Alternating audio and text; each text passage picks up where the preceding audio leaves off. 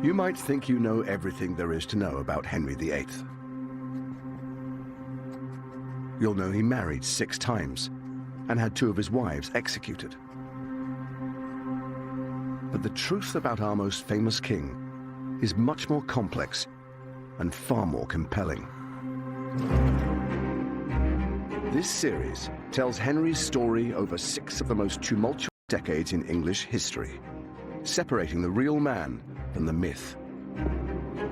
To some, Henry was a cruel bully. Henry was self-obsessed, desired admiration. He could never be wrong. He wanted the theatre of punishment to be perfect. This is what happens when you defy Henry. To others, he was a charismatic and successful ruler. He jousts, he rides, he sings. What more could you want from this perfect prince? But Henry's personality, his innermost thoughts and his motivations have remained elusive. Today we might call Henry a little bit OCD. It was said of him he couldn't hold somebody's gaze. He felt uncomfortable. Now a team of Tudor experts have come together to investigate who the real Henry was. They'll unearth never-before-seen documents, including some from the Vatican's archives. Thank you so much for showing me one of the greatest prizes in Tudor history. And they'll go backstage at Henry's court to unravel a murky world of power, plots, and petrifying ambition. The Tudor court is a bear pit. It's an aggressive and violent place. When somebody is no longer useful to him, that's it, he cuts them out. It's almost pathological. He was willing to change the entire country, even the entire map of Europe, in order to get what he wanted.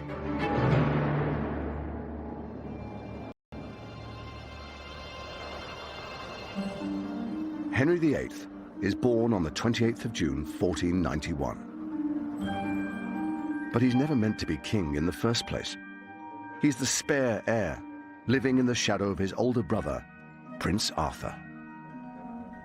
As the second son, the younger of the princes, comparisons could be made with Prince Harry. In fact, Henry was known as Harry for much of his childhood, and there are some similarities physically as well. He was allowed, really, to be a little bit wilder, to indulge his favourite pastimes. He just didn't have the same pressures as his elder brother.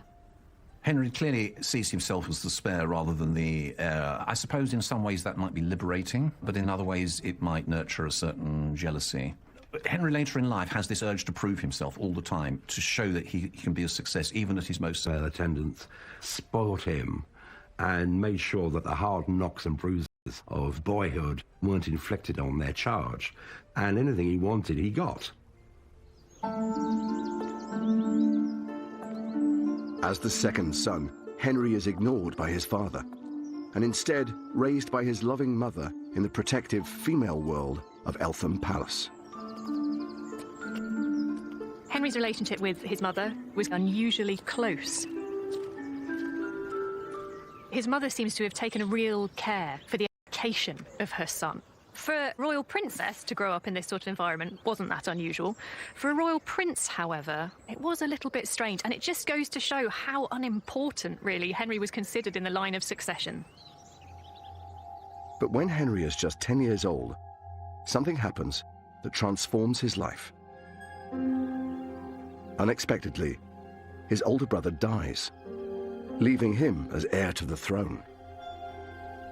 He's no longer the second son, he's the first son, and he's going to be King of England. It's hard for us to imagine the pressure on him, the idea of having to take up that position.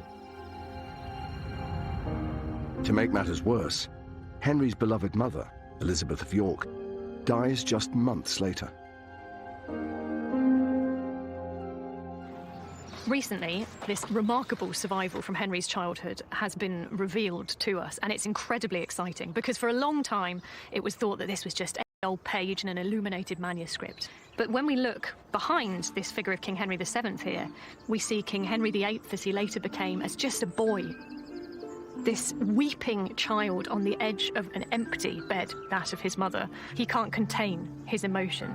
His head is thrown into his arms in despair. We imagine Henry VIII as being someone that maybe didn't feel emotion, that wasn't affected by grief, but we can see in his reaction to his mother's death that it really broke his heart. He was now the heir to the throne, and he didn't have his mother to guide him. He had instead a very different figure in his father, a very problematic, I think, figure to try and move him into this new phase of his life, and I don't think that made it any easier for him.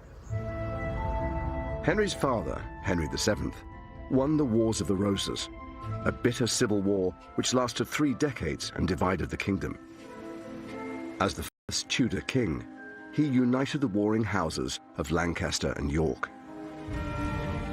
But he now reigns over an unstable and uneasy peace. Paranoia was part of the Tudor DNA. The Tudors really had a rather tenuous, legally fragile claim. There is a seed of insecurity planted in Henry from a very early age. The political history of his father's reign has essentially been the history of plots, conspiracies, hanging over from the Wars of the Roses. Who's in, who's out, who's being watched.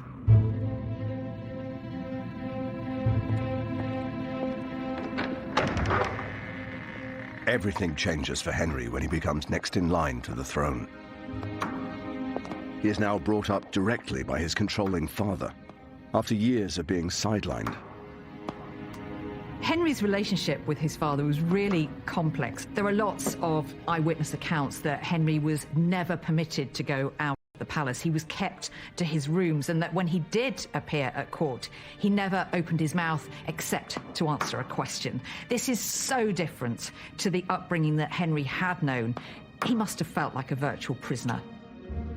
As soon as Henry VIII is brought under his father's control, you see his personality just being squished, almost this overbearing weight of his father's anxieties, his paranoia, his concern that something might happen to this last vestige of the Tudor dynasty.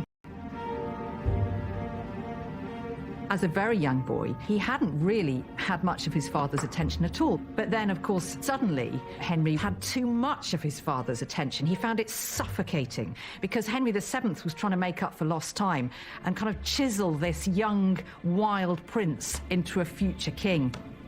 Sometimes they argued quite violently in front of the court. On one occasion, a scandalised ambassador reported it looked this evening as if the king might murder his son. Little wonder, there was a deeply personal resentment against his father. After 7 years of living under this harsh regime, Henry finally glimpses freedom. His father is now dying, and Henry has been summoned to see him one last time. He knows that in a few short hours, his father will be dead, and he will be king. This is a king who's dying, still not feeling anywhere near secure on his throne. He wants the Tudor dynasty to continue. So, to his last breath, he's giving advice to his son, how to secure the realm, what sort of advisors to surround himself with. He told Henry that he had to marry Catherine of Aragon, the widow of his elder brother Arthur, and he would rule England with her.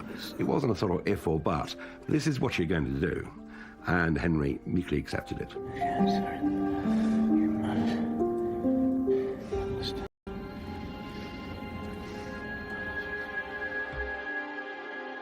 At exactly an hour before midnight, Henry VII dies. In that moment, the 17-year-old Prince Henry... Henry's feelings about becoming king would have been a mixture of apprehension about what was going to happen. Would he be able to smoothly take over the levers of power, mixed with a wonderful sense of relief that he was going to be his own man, his own master, and he could do things which he wanted to do instead of other people telling him. Remarkably, no one outside that room will hear there's a new king on the throne for 2 whole days. The story of what happened in that 48-hour period has intrigued historians for centuries.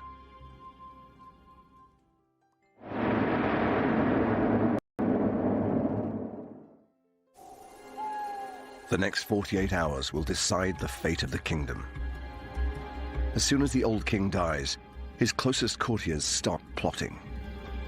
When Henry VII dies, there's essentially a court coup.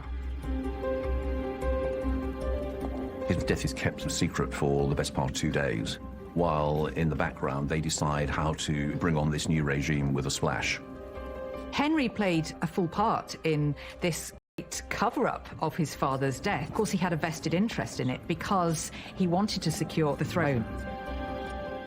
For Henry, this is his first real experience of the ruthless machinations of Tudor politics.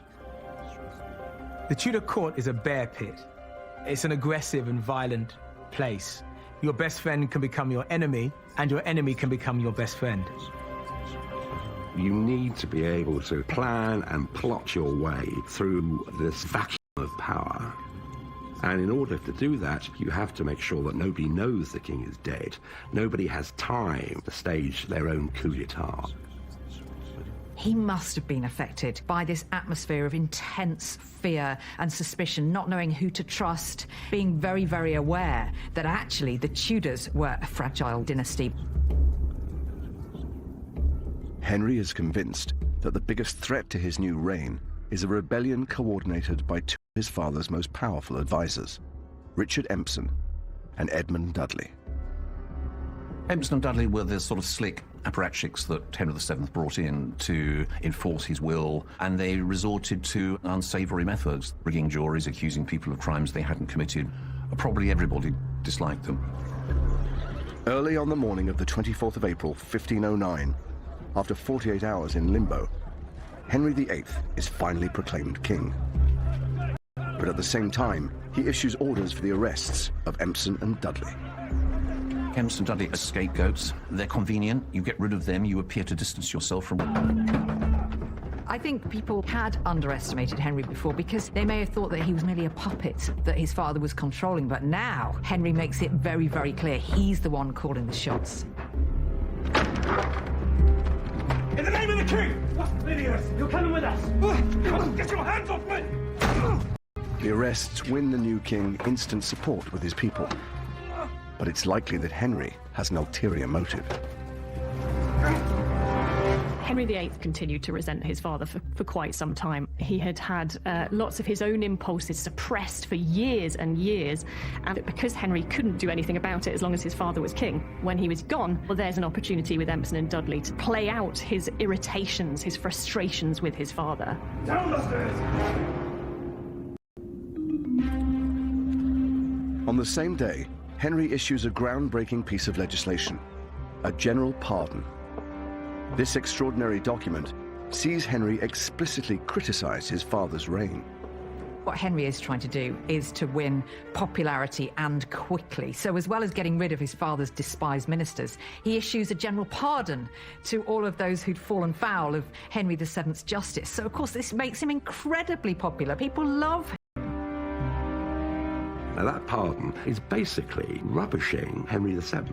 This is an extraordinary move that you use your father's unpopularity to sell yourself to your subjects. Henry's telling his subjects that he knew they had suffered grievously through injustices imposed by his father, and he was happy to do all he could to right those wrongs. He wants to begin in a way that is going to make a break with the... Of course, it's all about reputation. It's all about this gleam in his eye that he's going to be a famous monarch, the best king that ever reigned in English history.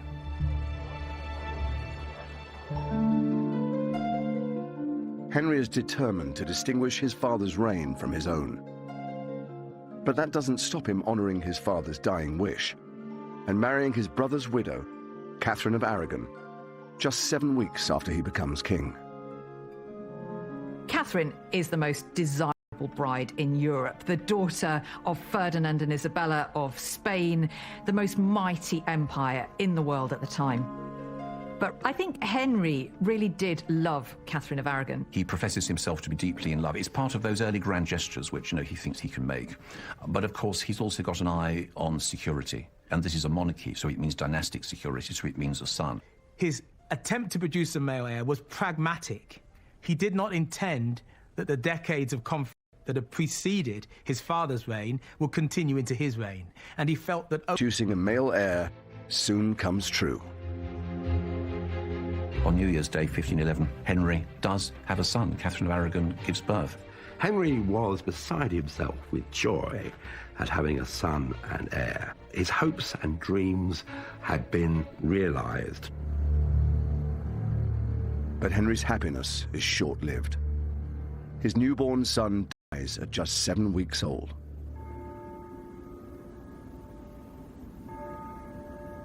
Henry doesn't seem to have responded very much at all to the news of his son's death.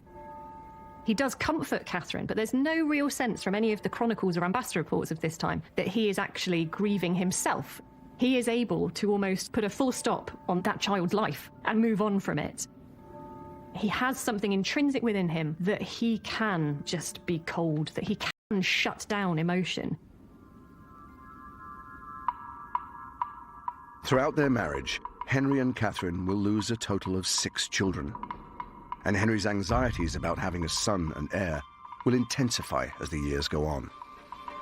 The big what-if of Henry's reign is, had that young Prince Henry, who was born on New Year's Day 1511, had he survived, everything would have been different. Henry would have had that son and heir from the beginning of the reign. He would have had dynastic security. Maybe he would have relaxed a bit.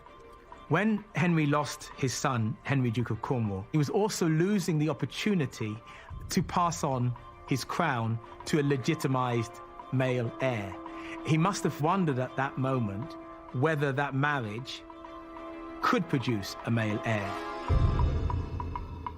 After 5 years of marriage, Henry still doesn't have a son, and his new dynasty is beginning to show signs of vulnerability.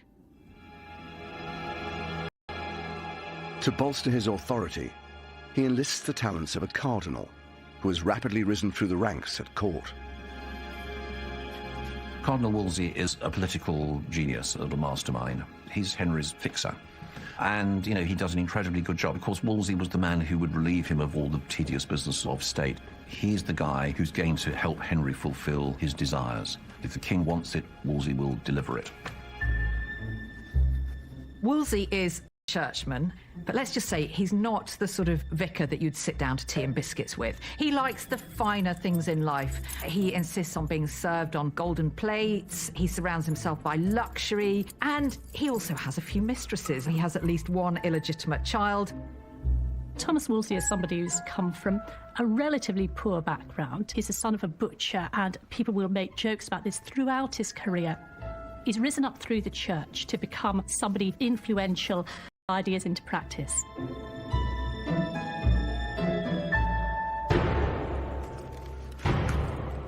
For Henry, Wolsey becomes indispensable. Henry has always loved outdoor pursuits, and whilst he hunts, jousts and fights, the cardinal takes all matters of state into his own hands. Henry in his 20s is often described as the most handsome prince in Europe. He was 6'1", stood above the other courtiers, and he certainly stood above the general populace. They could see him coming.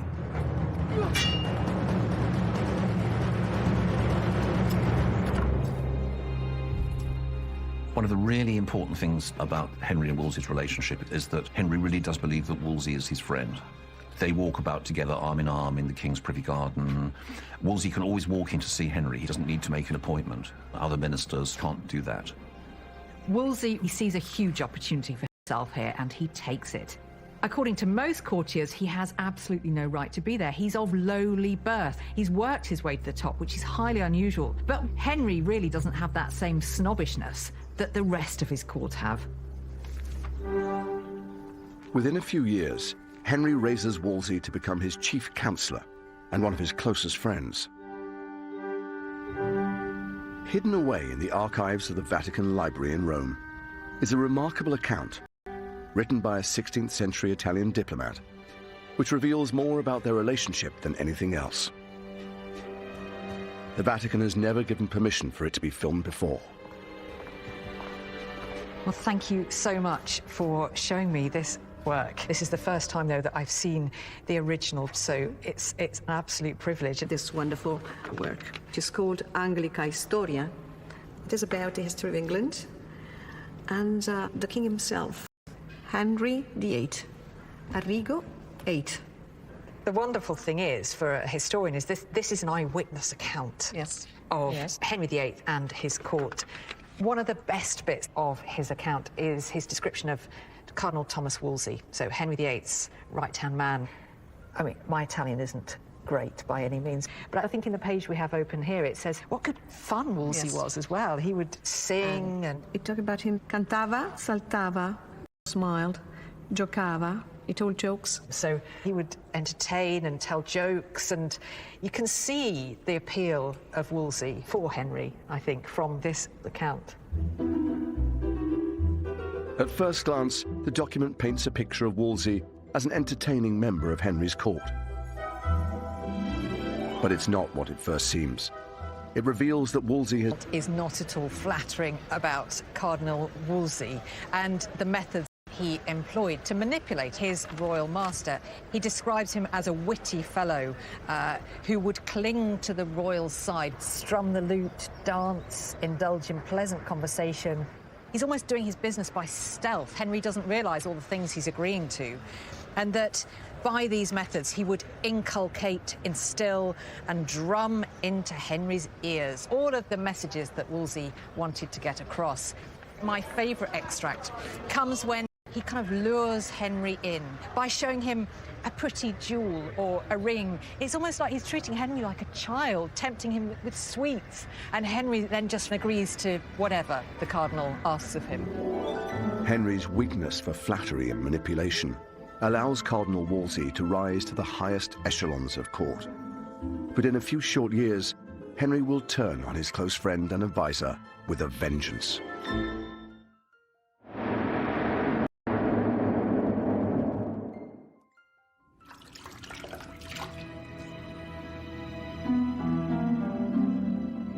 Henry VIII is worrying over the future of the Tudor dynasty. He still doesn't have a male heir, and he's surrounded by potential rivals to the throne. All his nightmares, all his problems haven't gone away. They've just been like good wine, lying there, getting stronger and more powerful. As Henry gets into his 30s, we see little glimmers of paranoia to the extent that he has started to change his personality. He started to mistrust people around him.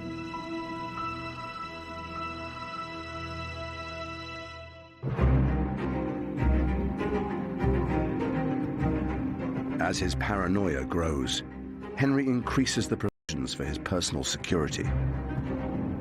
There is a quite extraordinary security service surrounding this king. His food is tasted before he's able to eat it. There's this elaborate ritual in order to put him to bed each night where the covers are checked for any knives in his bed. What effect that must have had on Henry, because for all his confidence and his sense of invincibility, he's made very aware on a daily basis that really he's incredibly vulnerable. Henry's suspicions extend to the servants who surround him day and night. The barber is one of the very few people who are allowed close proximity to Henry. To be the royal barber means that you are holding a sharpened... You've killed a king, you've committed treason. And so, therefore, it's very clearly specified how a barber should be behaving, even what company they can keep. These increasing provisions come from his paranoia, and they also start to feed it, because every single part of Henry's life was underscored with this sense of unease and suspicion about the people around him.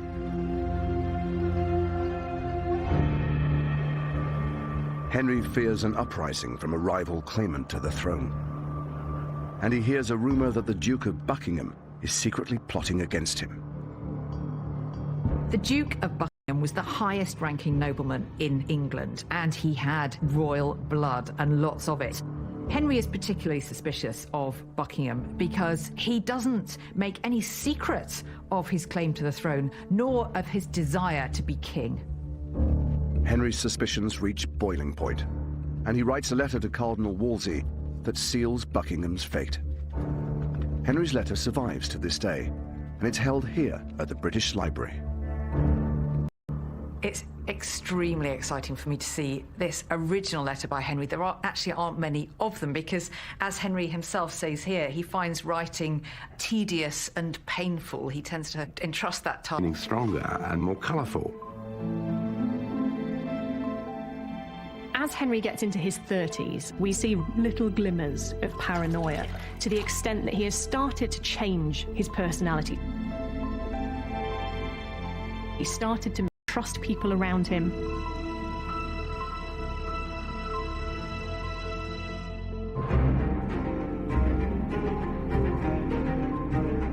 As his paranoia grows, Henry increases the provisions for his personal security.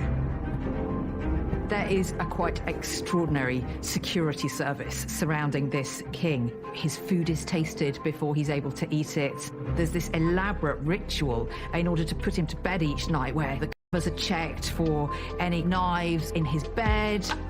What effect that must have had on Henry, because for all his confidence and his sense of invincibility, he's made very aware on a daily basis that really he's incredibly vulnerable. Henry's suspicions extend to the servants who surround him day and night. The father is one of the very few people who are allowed close proximity to Henry. To be the royal barber means that you are holding a sharpened blade next to the King of England's throat. If you make one mistake, you've killed a king, you've committed treason. And so, therefore, it's very clear. These increasing provisions come from his paranoia, and they also start to feed it, because every single part of Henry's life was underscored with this sense of unease and suspicion about the people around him.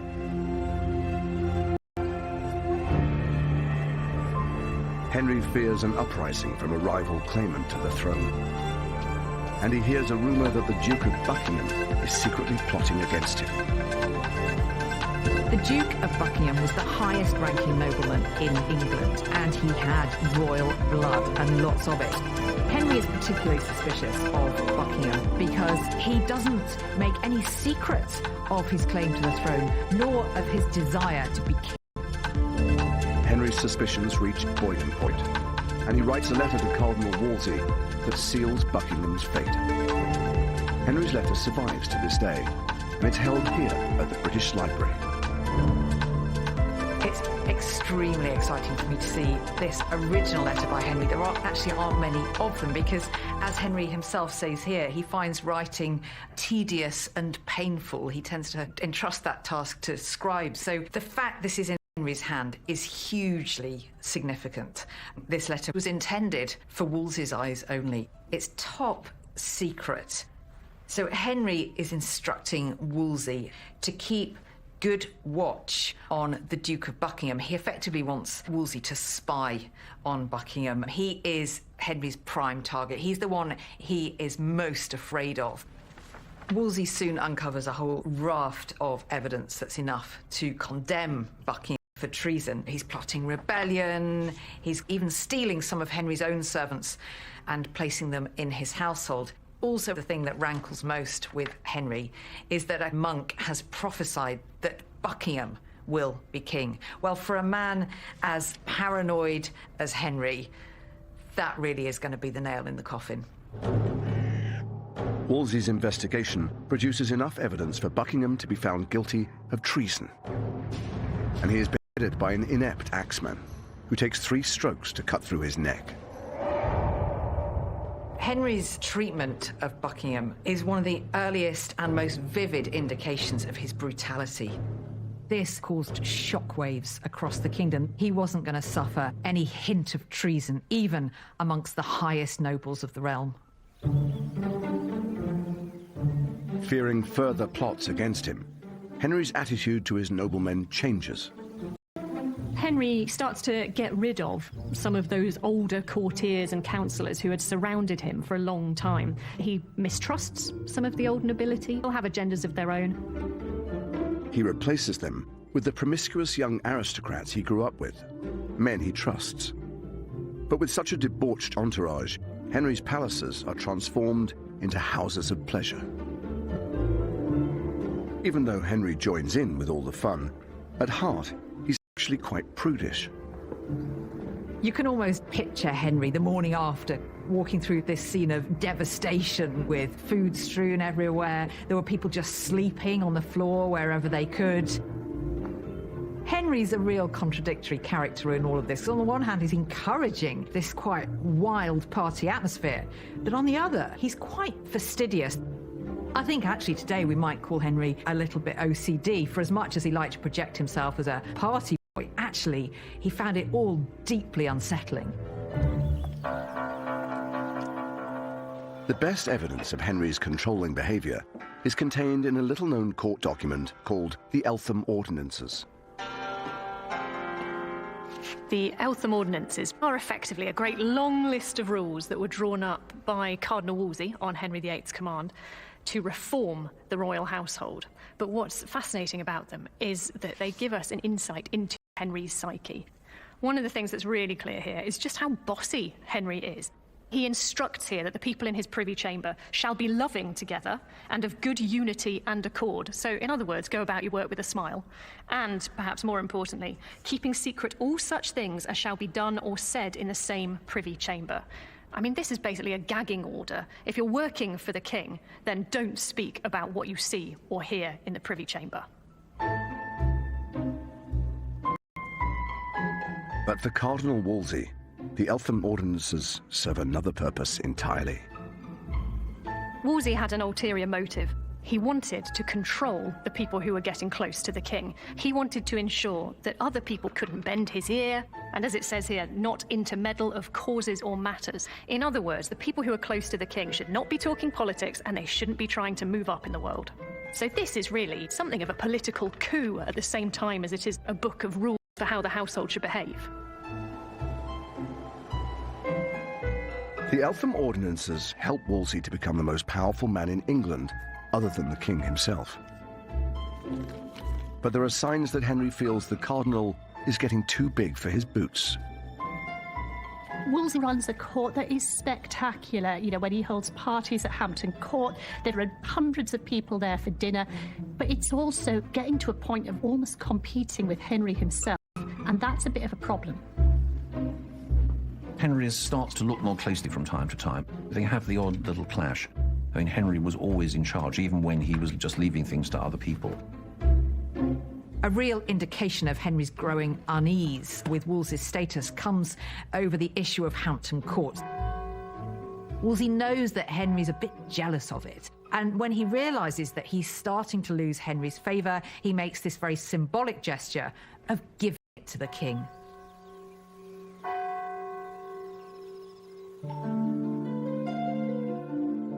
As his relationship with Wolsey begins to unravel, Henry's marriage to Catherine of Aragon is falling apart. One of the deep-seated things in Henry's character is that if something goes wrong, it's always somebody else's fault. And so Henry does start to blame Catherine. After the birth of the Princess Mary, their only child, there are no more living children. And then, of course, Catherine is almost 6 years older than he is, and she's going to enter the menopause, and that worries him. Throughout his reign, Henry has this problem, which is that he's king, he's meant to be in charge of everything, he's meant to be able to decide his own fate, and yet there are so many places in his life where he then discovers he's not in control of things. He's not in control of whether his wife has a son. A queen is there for one principal purpose, and that is to produce sons. Catherine's not doing that, and therefore, you know, he's bound to look elsewhere. Henry's attentions are turning to a young woman at court, Anne Boleyn. He's had affairs before, but this time things feel different. Anne plays things slightly differently.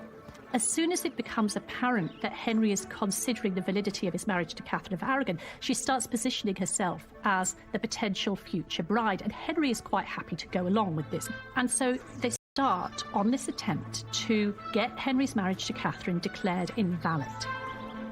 Desperate to end his marriage, Henry starts searching for a way to divorce Catherine. Once Henry's decided that he wants to marry Anne Boleyn, he goes all guns blazing to research this himself. He gets it into his head that the reason he has no sons is because he has transgressed that biblical rule in Leviticus that you must not marry your brother's widow. The thing about Henry is once he has his mind set on a particular course, he can be extraordinarily cold and ruthless in achieving it. And anybody who gets in his way, well, they need to watch out. Henry tasks Wolsey with securing permission from the Pope to end his marriage. With the divorce, Henry gives Wolsey an impossible job to do. Divorce isn't unheard of, but for a king to set aside a wife to whom he had been Pope is going to agree. And Wolsey must be thinking, I've got the boss from hell here. I just cannot deliver this. What am I going to do?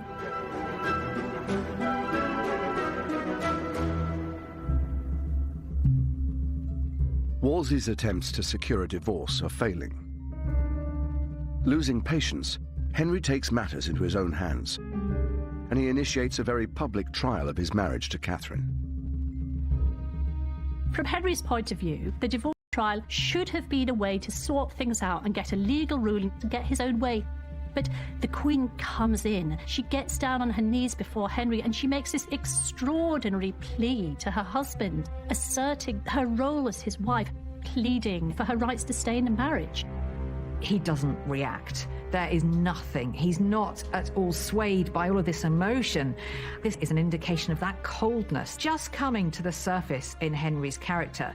It's almost like when he's decided that somebody is no longer useful to him, that's it, he cuts them out. He moves on to the next thing. It's almost pathological. The divorce trial ends in failure, and Henry blames his chief minister. Wolsey has genuinely tried to get Henry the divorce he wanted. And it's not really Wolsey's fault that this has not worked out. I mean, the big balance of power is against him. And yet, in Henry's mind, Wolsey has failed in the most significant diplomacy that Henry has ever asked him to do. There was this invisible line which Henry drew.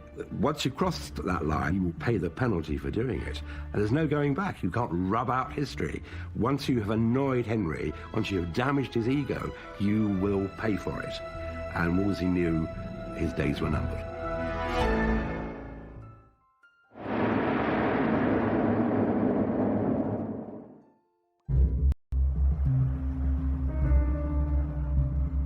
Henry VIII has turned his back on his wife and his closest advisor. And strange quirks are emerging in his character. If you actually met Henry VIII, it would be important not to fix your eye upon him for too long or stare straight in the face, because he really didn't like that. It was said of him he couldn't hold somebody's gaze. He felt uncomfortable. This is one of the strongest kings of England, and yet there's a certain personal insecurity, even when he's at his most secure. Henry has this tendency to turn on his most trusted advisors. He puts them in impossible positions, given these incredibly difficult tasks. And when they fail, as inevitably they must, they get all the blame, not Henry.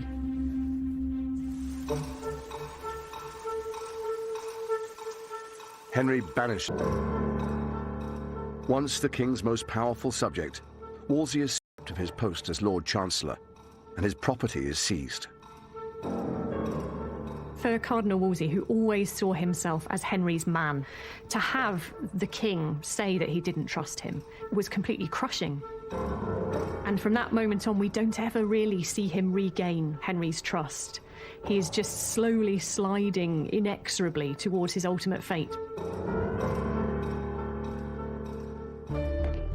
Wolsey sends Henry a letter begging for his forgiveness. This letter, held in the National Archives, gives an insight into Wolsey's desperation. Wolsey is appealing so completely submissively to Henry in this letter that it starts with, "I, your poor, heavy and wretched priest, do daily pray, cry and call upon you," and then ends with, "Your most prostrate, poor chaplain, creature, I mean, not even a human being anymore, just a sort of beast of King Henry VIII. It could not be more clear in this that Wolsey is lowering himself in Henry's eyes. It really is quite heart-wrenching, I think, that he was reduced to this. The Cardinal's letter fails to win the king over. I find Henry VIII quite challenging because time and again, Henry can't admit himself that he's made a mistake. He's completely certain that he is in the right at all times. And so as a result, the person who gets scapegoated is Wolsey. Henry issues orders for Wolsey to be arrested on charges of treason and sent to the Tower of London. But he will never make it there. After arriving at Leicester Abbey to spend the night, he collapses and dies.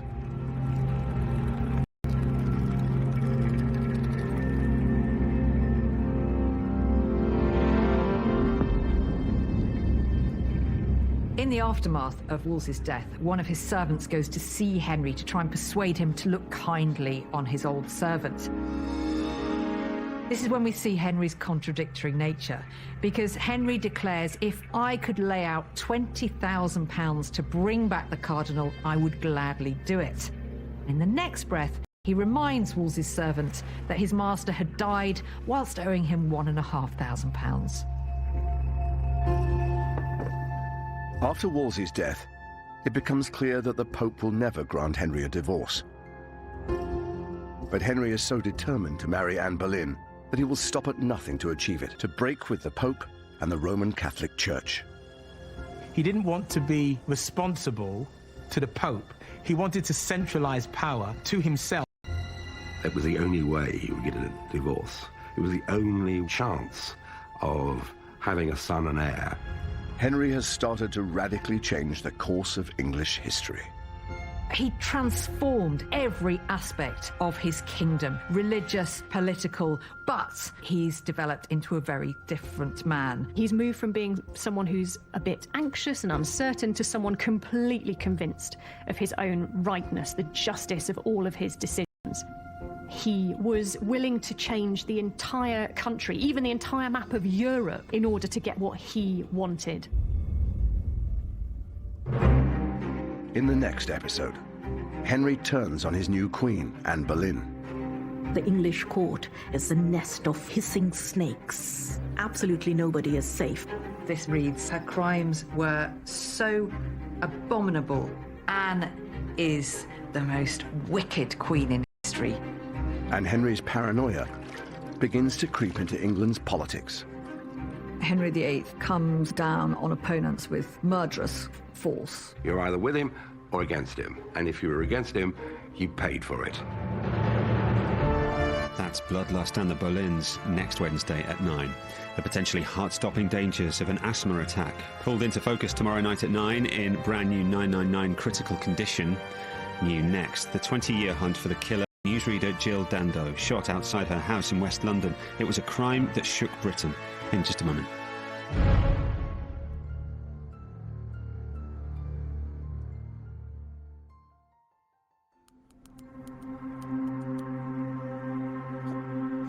You might think you know everything there is to know about Henry VIII.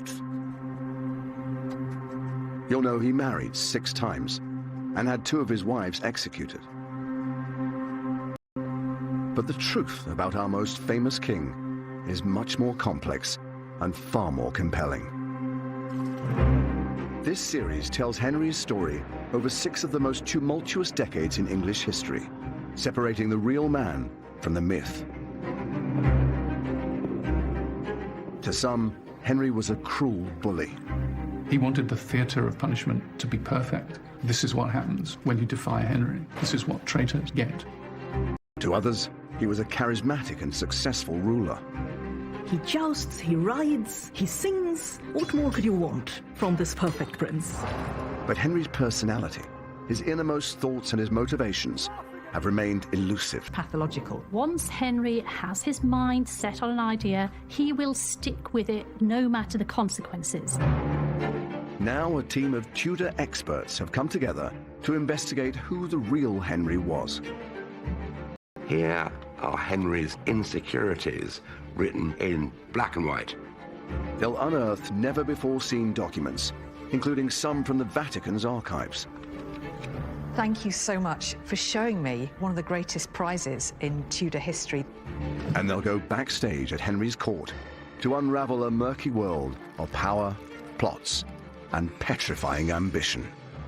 Henry VIII comes down on opponents with murderous force. Henry's growing increasingly paranoid. He's starting to lose his grip on reality. Henry has got older, he's got more tyrannical, his reign has got bloodier, and he is more determined than ever to get his own way.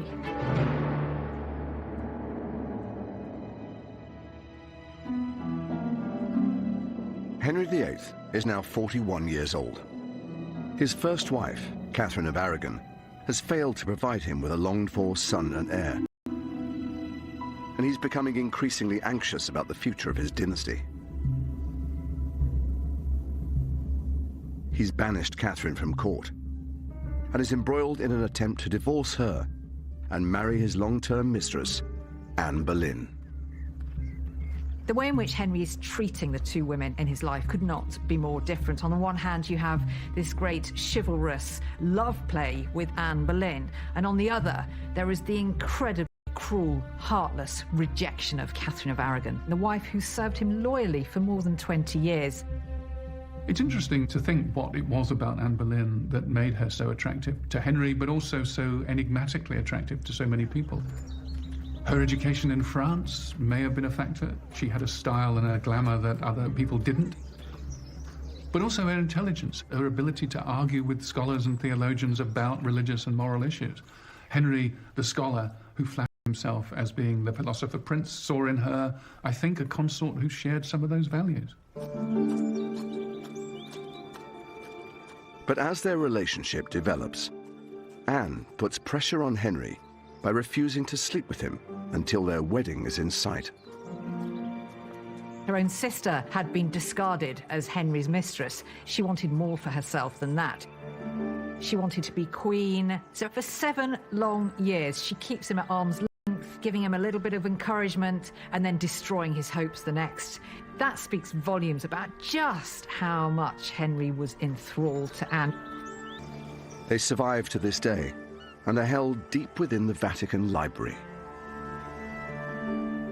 Regina, thank you so much for allowing us to film here and for showing me what has to be one of the greatest prizes in Tudor history. These are the original letters from Henry VIII to his great love, Anne Boleyn.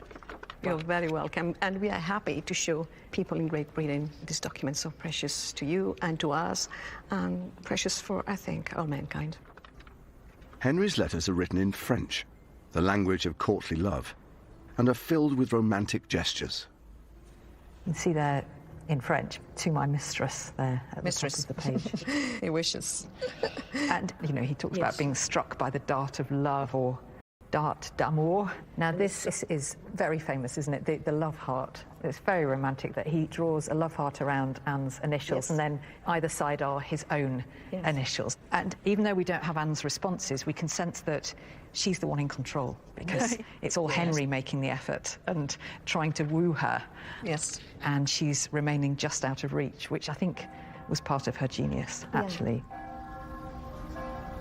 The letters demonstrate just how desperate Henry is. The longer Anne holds him off, the more insecure he becomes. This is probably my favourite of the letters, because I think it's the most revealing of Henry's state of mind. You sense his insecurity in a way, because he talks of how he's been in a great agony since receiving Anne's last letter, not knowing how to interpret it. Here is a man who has showered his love with affection, with letters, with gifts. He's had very little back. One of the naughtiest letters in the whole collection is this one here, where you really get a sense of Henry's frustrated lust. He writes to Anne, wishing myself, especially of an evening, in my sweetheart's arms.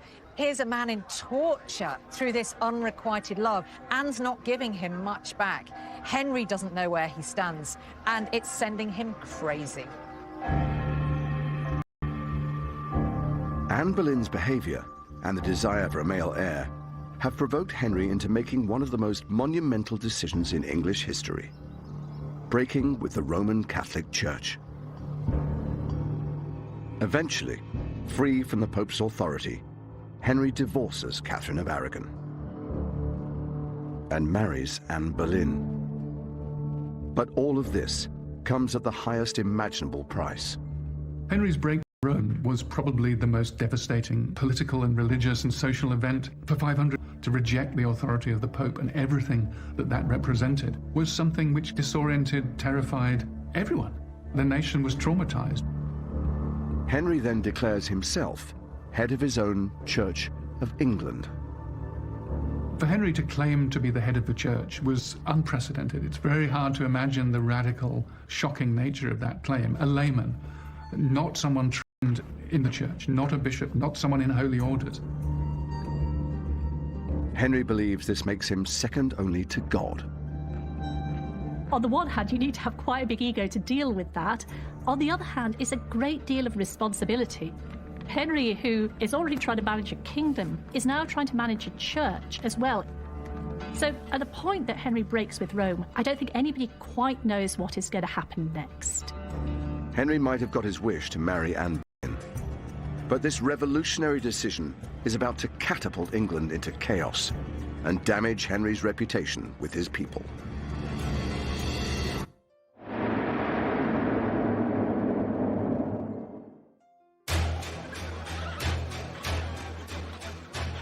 England is in turmoil after Henry's decision to break with Rome. But despite opposition, he is now ruthlessly forcing the new religion on his Catholic people. To push his religious revolution through, he has a secret weapon in the form of his new chief advisor, Thomas Cromwell. Thomas Cromwell is nothing less than a genius, talented lawyer. He's a property developer, a moneylender, trader. But Cromwell is very different to the noblemen that Henry's surrounded by. Thomas Cromwell was the son of a lowly person in Putney, just down the river from London. And he had this unique ability to annoy people, particularly the rich nobility of Old England, who regarded him as a common upstart because he wasn't from the great and good families. Men like Cromwell owe everything to Henry's readiness to put them in place. So they really suit Henry because they're going to be loyal to him. Henry is really drawn to Cromwell. He's got a cheeky sense of humour. He's not afraid of Henry. And as a natural bully, Henry is actually rather disarmed by that. He was ruthless, ambitious, and quite happy to tread on anyone who got in his way. Cromwell seizes the opportunity to win favour and hatches a plan to make Henry rich. He's worked out that England's monasteries possess millions of pounds in untapped wealth. Of all these monasteries, and it's all going to go straight into your pocket. Kings are always short of money, and that was music to Henry's ears. Henry wanted to be the richest king in Christendom. It's all about his image for Henry. He wants to have the most magnificent court, to put one over on his rivals, such as the King of France. I'm not sure Henry's greedy. I think that Henry feels that as king, it is his right to be in charge of everything. To justify this making scheme, Henry and Cromwell start a slanderous propaganda campaign against England's Catholic monasteries. If you're going to dissolve the monasteries, you have to have an excuse to do it. So Cromwell and his agents go around, they start drawing up lists of things that the monks and nuns are doing wrong. Monasteries were always controversial places. These were houses of celibate men living on their own, often in remote, inaccessible places. Who knew what they were doing? Protestant reformers are saying not only are these places of idolatry, but they're places of sexual sin. They're superstitious, they're monsters. It's quite astonishing that the first piece of explicit legislation against sex between men comes in 1533, precisely in the context of this campaign. They find it useful to say, you know what's going on in these monasteries? This is why we need a crackdown. And so they use this not just to attack the monks, but to close down the institutions altogether. They say things have got so bad, all got to go. Under Henry's orders, hundreds of monasteries across the English countryside are pillaged and destroyed. Henry closed in the region of 563 monasteries. That's an enormous amount. These buildings had dominated the English landscape for centuries. They were almost like the social services of their day, fulfilling the role of hospitals, a charitable function. And so, of course, their loss had a huge impact on Henry's people. There's one report that suggests there's 20,000 monks and nuns wandering around the country homeless. That just gives you an indication of how much of a shake-up of society this was.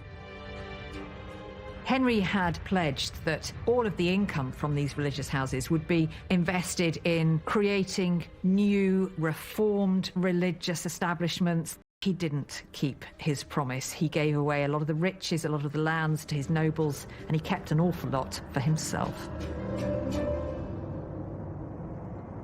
25 years into his reign, Henry has come close to destroying the Catholic Church in England and made a fortune in the process. But remarkably, in private, he's still clinging on to the traditional Catholic beliefs that he grew up with. While in public, he's outlawing all sorts of things, such as going to Mass. In private, that's exactly what he's doing. The Catholic Mass is at the heart of Henry's religious beliefs and really at the centre of his life, and he attends Mass every single day. We know he crept on his knees to the cross at Easter. These are, in the views of most Protestants, superstition. But Henry was convinced they weren't. Superstition were the things the other people did. These things were true belief, because in his heart he was performing them in the right way. There is an enormous double standard with Henry. It's all very well for him to continue worshipping as he likes, but his people have to toe a different line. They have to be part of on their own, often in remote, inaccessible places. Who knew what they were doing? Protestant reformers are saying not only are these places of idolatry, but they're places of sexual sin. They're superstitious, they're monsters. It's quite astonishing that the first piece of explicit legislation against sex between men comes in 1533, precisely in the context of this campaign. They find it useful to say, you know what's going on in these monasteries? This is why we need a crackdown. And so they use this not just to attack the monks, but to close down the institutions altogether. They say things have got so bad, they've all got to go. Under Henry's orders, hundreds of monasteries across the English countryside are pillaged and destroyed. Henry closed in the region of 563 monasteries. That's an enormous amount. These buildings had dominated the English landscape for centuries. They were almost like the social services of their day, fulfilling the role of hospitals, a charitable function. And so, of course, their loss had a huge impact on Henry's people. There's one report that suggests there's 20,000 monks and nuns wandering around the country homeless. That just gives you an indication of how much of a shake-up of society this was. Henry had pledged that all of the income from these religious houses would be invested in creating new, reformed religious establishments. He didn't keep his promise. He gave away a lot of the riches, a lot of the lands to his nobles, and he kept an awful lot for himself. 25 years into his reign, Henry has come close to destroying the Catholic Church in England and made a fortune in the process. But remarkably, in private, he's still clinging on to the traditional Catholic beliefs that he grew up with. There's a real contradiction in Henry's attitude towards the religious changes, while in public, exactly what he's doing. The Catholic Mass is at the heart of Henry's religious beliefs and really at the centre of his life, and he attends Mass every single day. We know he crept on his knees to the cross at Easter. These are, in the views of most Protestants, superstition. But Henry was convinced they weren't. Superstition were the things the other people did. These things were true belief, because in his heart he was performing them in the right way. There is an enormous double standard with Henry. It's all very well for him to continue worshipping as he likes, but his people have to toe a different line. They have to be part of the new reformed religion. But Henry's religious hypocrisy is testing some of his closest friendships. To people like Thomas More. Thomas More's relationship with Henry VIII was as close to a friendship as a Tudor king could have. They argued long into the night. They talked about the latest works of philosophy and religion. They went up on the leads of the palaces and looked at the stars and talked about astronomy. They'd first met when Henry was just 8 years old, so More was a huge influence on Henry, and he rose and rose in Henry's service. He was Lord Chancellor of all England by the 1530s. But Thomas More was acutely religious, devout to the point of wearing a hair shirt under his clothes so that his flesh was mortified by the irritant. I mean, these were the kind of extreme religious practices that the most reclusive Catholics would use. As a devout Catholic, Thomas More disagrees strongly with Henry's decision to break with the Roman Catholic Church.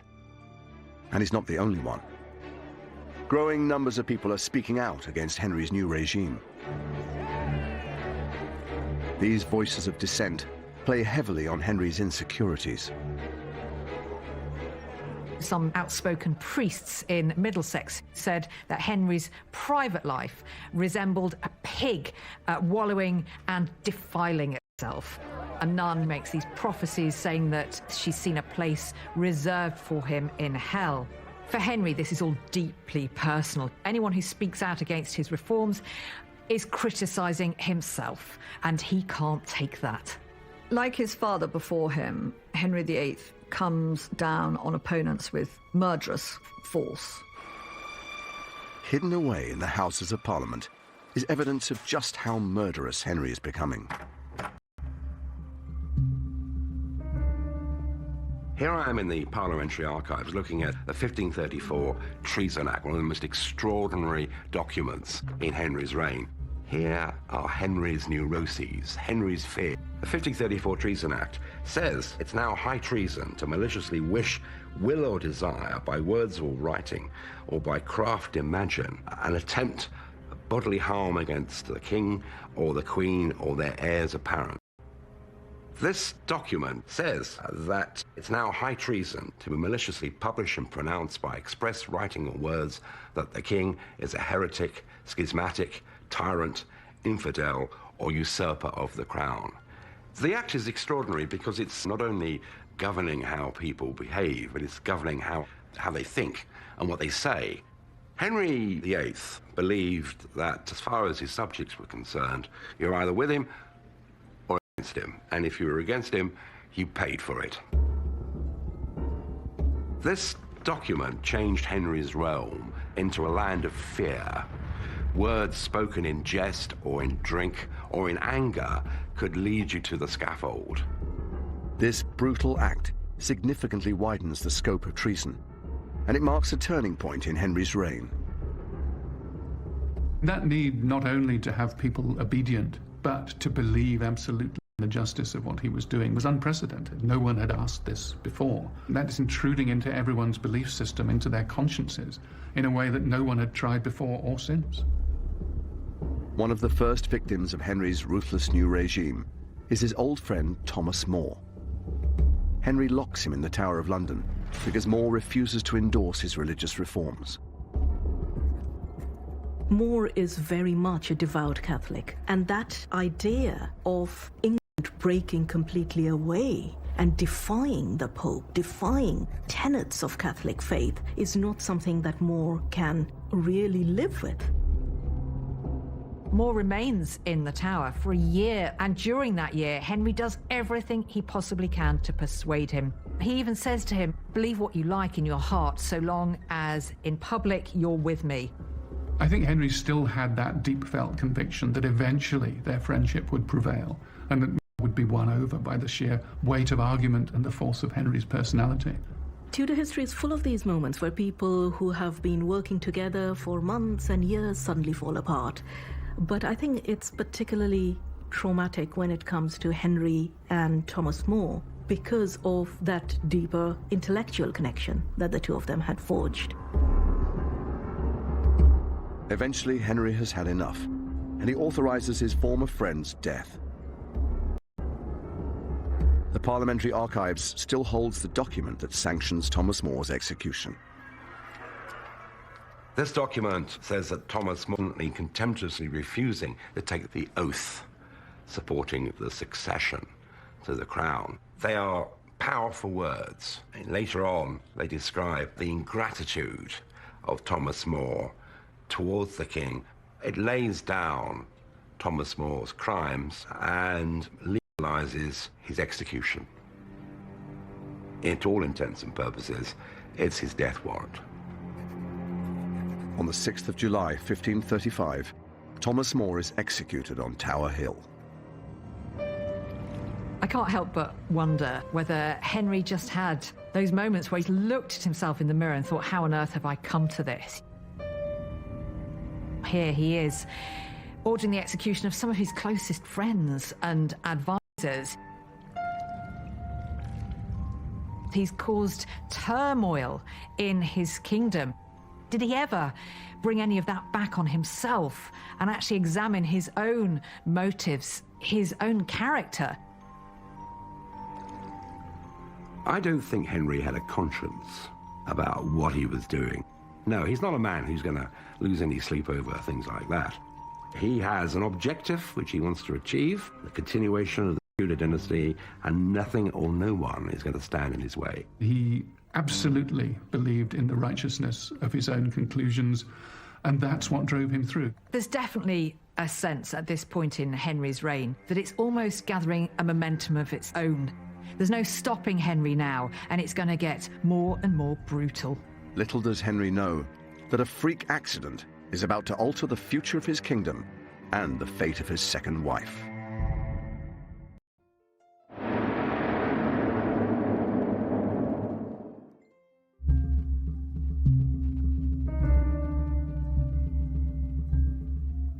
Henry VIII is now 44 years old, and his break with the Roman Catholic Church is beginning to tarnish his reputation. He's desperate to project the image of a king at the height of his powers. In the middle of the 1530s, Henry was a man increasingly obsessed by his public image. He would spend many hours getting dressed by his men, covering up all those signs of weakness and projecting this idea that here is the most magnificent king ever to sit on the throne of England. Henry, from the beginning, is very conscious of the importance of the public eye, but also he really enjoys it. He loves performing to people. Being the monarch, you have to look the part, and Henry is particularly adept at this. Really interested in fashion. So we have records of Henry spending 75 pairs of shoes in one single 12-month period. Henry is the ultimate investor in, dare I say, bling jewelry. But beneath the royal clothing is a king who is far more vulnerable than he looks. Concerned he's losing the love and respect of his people, Henry's propaganda machine goes into overdrive. Having broken with Rome, it was really important for Henry to win some hearts and minds if he's going to avoid a big rebellion. It involves a certain amount of PR effort using print, which is a pretty new technology, to produce lots of pamphlets and trying to win back some of that popular support. It's not easy to get a country to break away from a faith that it had as a part of its way of life for centuries beforehand. So that trauma of separating from the Catholic Church is something that Henry has to respond to directly.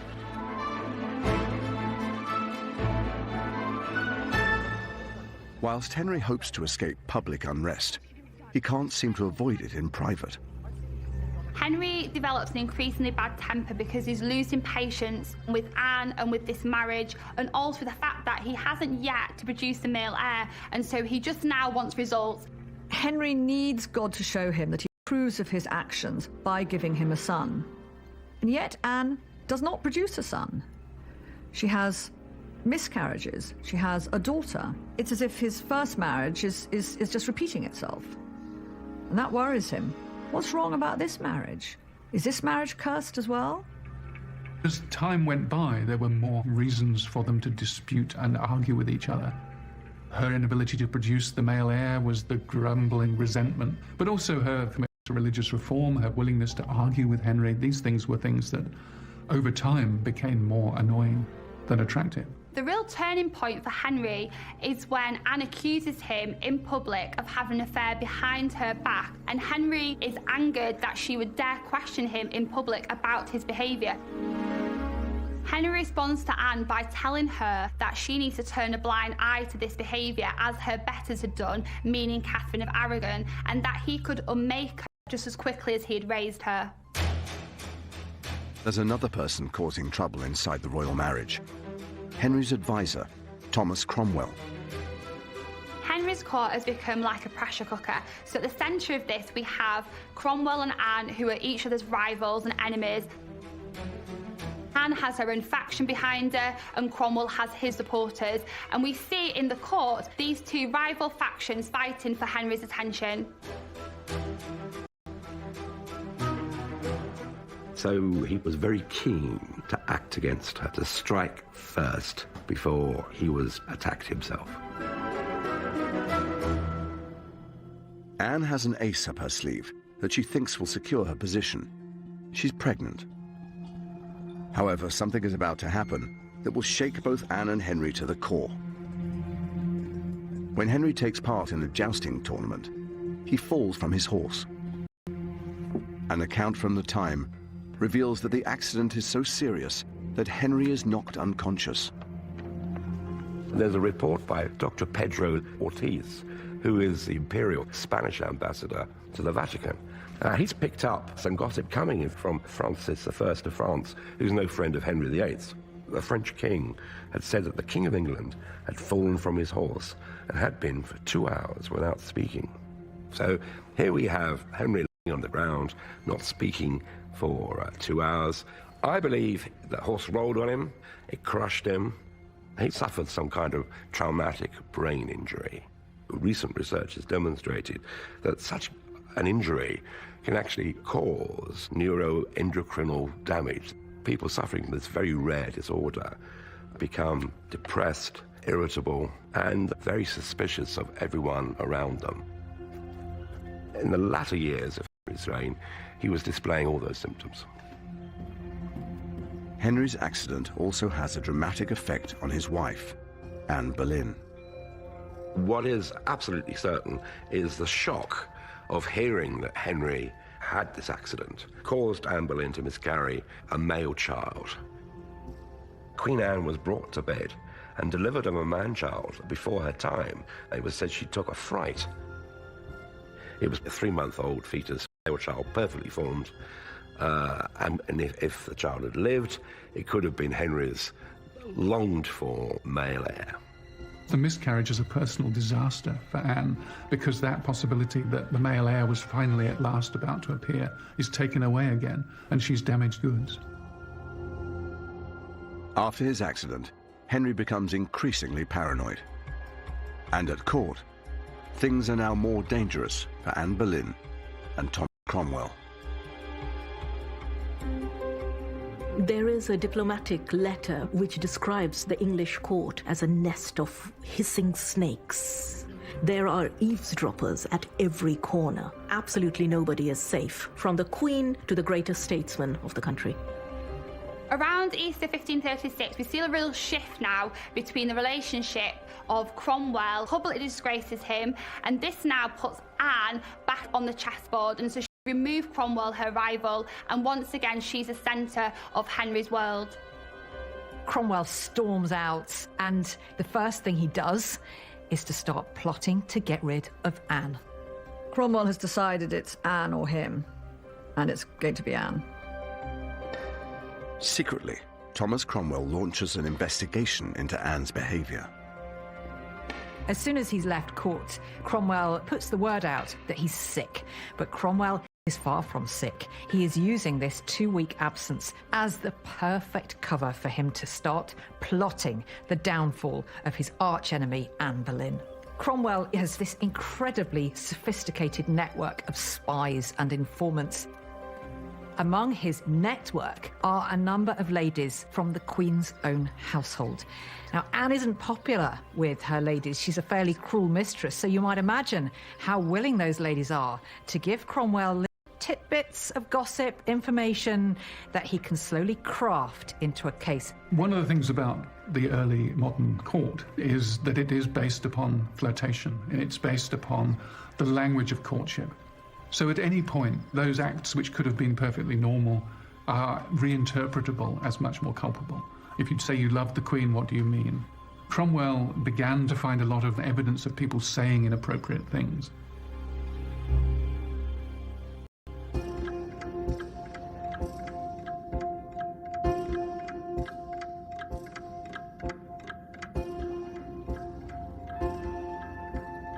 Just 2 weeks later, Cromwell presents his findings to Henry.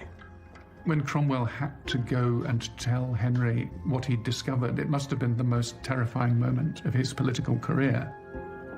To say that the king's wife, his queen, was adulterous, I mean, that's not news you can in a list of other things as you're going through the morning's business. Cromwell's evidence accuses Anne of conducting an affair behind her husband's back, with not one, but 5 men. He had to take control of that, and he took control of it with a ruthless passion, a rage that meant that it had to be driven through, that there was no escape. This is a man not in denial, but in manic acceptance of the charge. And I think that's what drives the process from there on in. When he wanted something to be true, it became true.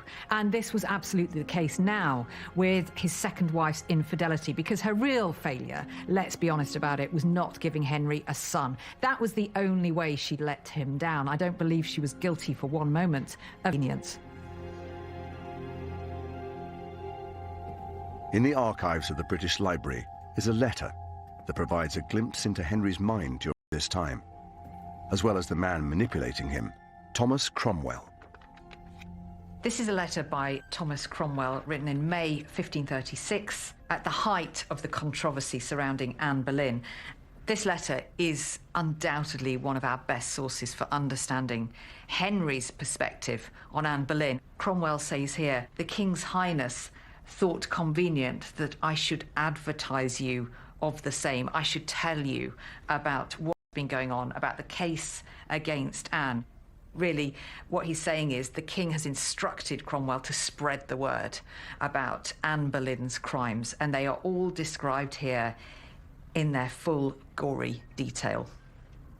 This bit here reads, "Her crimes were so abominable that I think the like was never heard." And there's some fairly graphic language used here to describe the Queen's incontinent living. This is written for an absolute purpose. It's telling the world Anne Boleyn is guilty of heinous crimes. Anne is the most wicked queen in history, according to Cromwell. Alongside charges of adultery, Cromwell's letter also accuses Anne of plotting Henry's death. At the bottom we have here talk of a certain conspiracy against the king. So in Henry's mind, it goes beyond just adultery, an unfaithful wife. She's plotting treason. This is a pure piece of PR on Cromwell's part. Cromwell manipulated Henry, and in fact, he later boasted that he had dreamt up the whole scheme against Anne Boleyn. Whatever the truth behind the accusations, Henry falls for them, hook, line, and sinker. Once convinced that there was a kernel of truth to it, Henry's imagination knew no bounds, and at one point famously he said, well, maybe it's 1,000 men. Who knows what Anne is capable of? Henry VIII is a great fan of good stories. He's good at spinning them, and he is also taken in by them. And the story that is spun around Anne is the one of the wicked woman, a woman with an insatiable desire to manipulate men. Henry orders Anne's arrest, and she is escorted to the Tower of London. He will never see her again.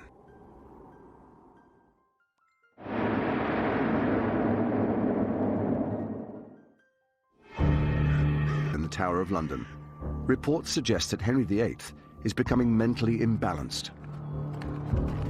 The Spanish ambassador reported that Henry had collapsed in tears about Anne Boleyn's downfall. Henry VIII was always an extraordinarily emotional man. Tears were never far from the surface. Tears of joy, tears of grief. But of course, Henry always cries only for one person, and that person is Henry himself. For Tudor men, not being able to control your wife is really seen as the cardinal sin and the biggest flaw against your masculinity. I'm sure that Henry did believe Anne was guilty because it was convenient for him to believe that Anne was guilty. And it made him right. He was the good person, she was the bad person. While Anne is under lock and key, the investigation into her infidelities ramps up. This letter was written by Sir William Kingston, who was Anne's jailer at the Tower. And Kingston had been set upon Anne as a spy by Henry. Henry wanted to know her every move, her every word. Kingston reports this overheard conversation between Anne and Henry Norris. Norris was actually one of the gentlemen who served the king, but he was also a great favourite with Anne and stood accused of adultery with her. Anne asks Norris why he would tarry before getting married. Why is he waiting to get married? And she says the following throwaway remark: "Did he look for dead men's shoes?" Effectively, she's kind of teasing Norris, saying, are you waiting for the king to die so that you can marry me? The fact that such a throwaway remark, harmless in itself, was enough to condemn a Queen of England shows you just how febrile the atmosphere was at Henry's court. The king himself was growing increasingly paranoid. He's starting to lose his grip on reality, and that is all reflected here in this piece of evidence against Anne. Based on this evidence, Anne is tried for treason and quickly found guilty, as are the 5 men accused of sleeping with her. Henry does not attend Anne's trial, but he is heavily involved in the plans for her execution. He wanted the theatre of punishment to be perfect. He wanted the execution to be exemplary.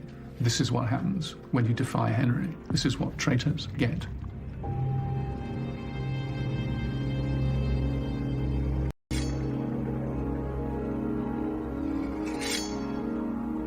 Henry didn't ever like to associate himself with death. He wouldn't go to funerals, and he didn't want to be seen in the same space as Anne Boleyn ever again. Her name was not to be mentioned. All trace of her was removed from his palaces, so of course he's going to be nowhere near the Tower that day.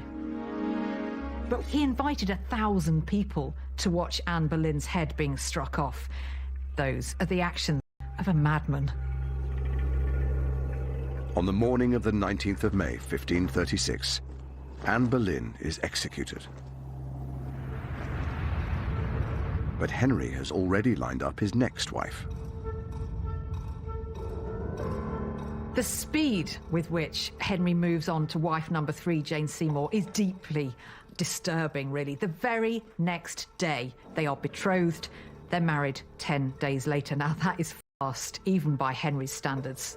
He needs to get cracking because, he needs to have a son, and he needs to live long enough for that son to grow to adulthood. So he's not going to waste time, pretending to mourn a woman who's betrayed him.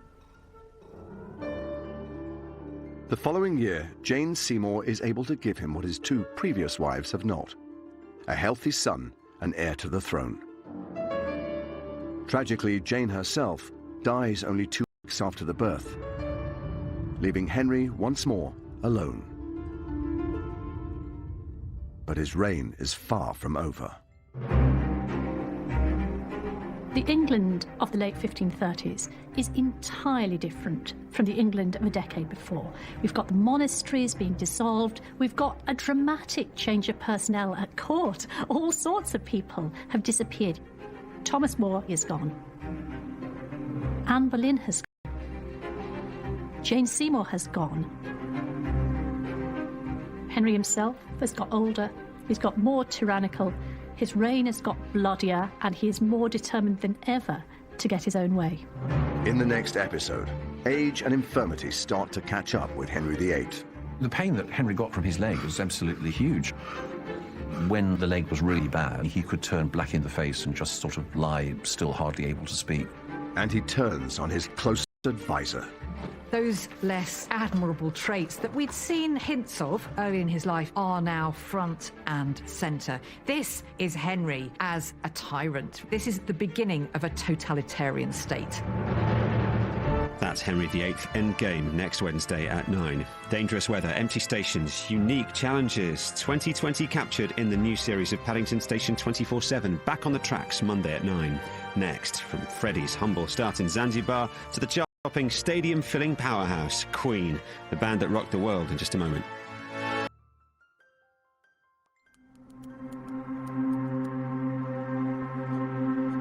You might think you know everything there is to know about Henry VIII.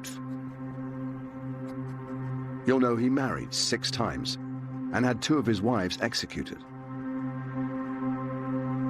But the truth about our most famous king is much more complex and far more This series tells Henry's story over 6 of the most tumultuous decades in English history, separating the real man from the myth. To some, Henry was a cruel bully. He's clever. What he likes to do is to trap people. He's a very skillful manipulator. Henry's punishment was exemplary in its brutality. To others, he was a charismatic and successful ruler. He jousts, he rides, he sings. What more could you want from this perfect prince? But Henry's personality, his innermost thoughts and his motivations have remained elusive. Henry didn't take the blame for his own mistakes because that would not have worked for him as a king. He was so good at convincing himself of what he saw as the truth. Now a team of Tudor experts have come together to investigate who the real Henry was.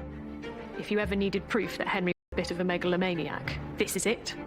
And they'll go backstage at Henry's court to unravel a murky world of power, plots, and petrifying ambition. The English court is a nest of hissing snakes. No one quite knows who to trust. There are spies and informers. It's very, very clear that behind this public facade was somebody who was fundamentally vulnerable and insecure.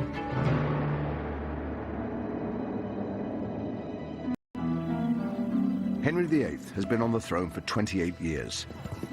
And the once carefree prince has become a paranoid king, suspicious of everyone around him. He's divorced his first wife. He's executed his second. And his third wife has died after the birth of his only son. Now Henry is alone. His controversial break with the Roman Catholic Church is making him unpopular, and there are rumblings of dissent across his kingdom.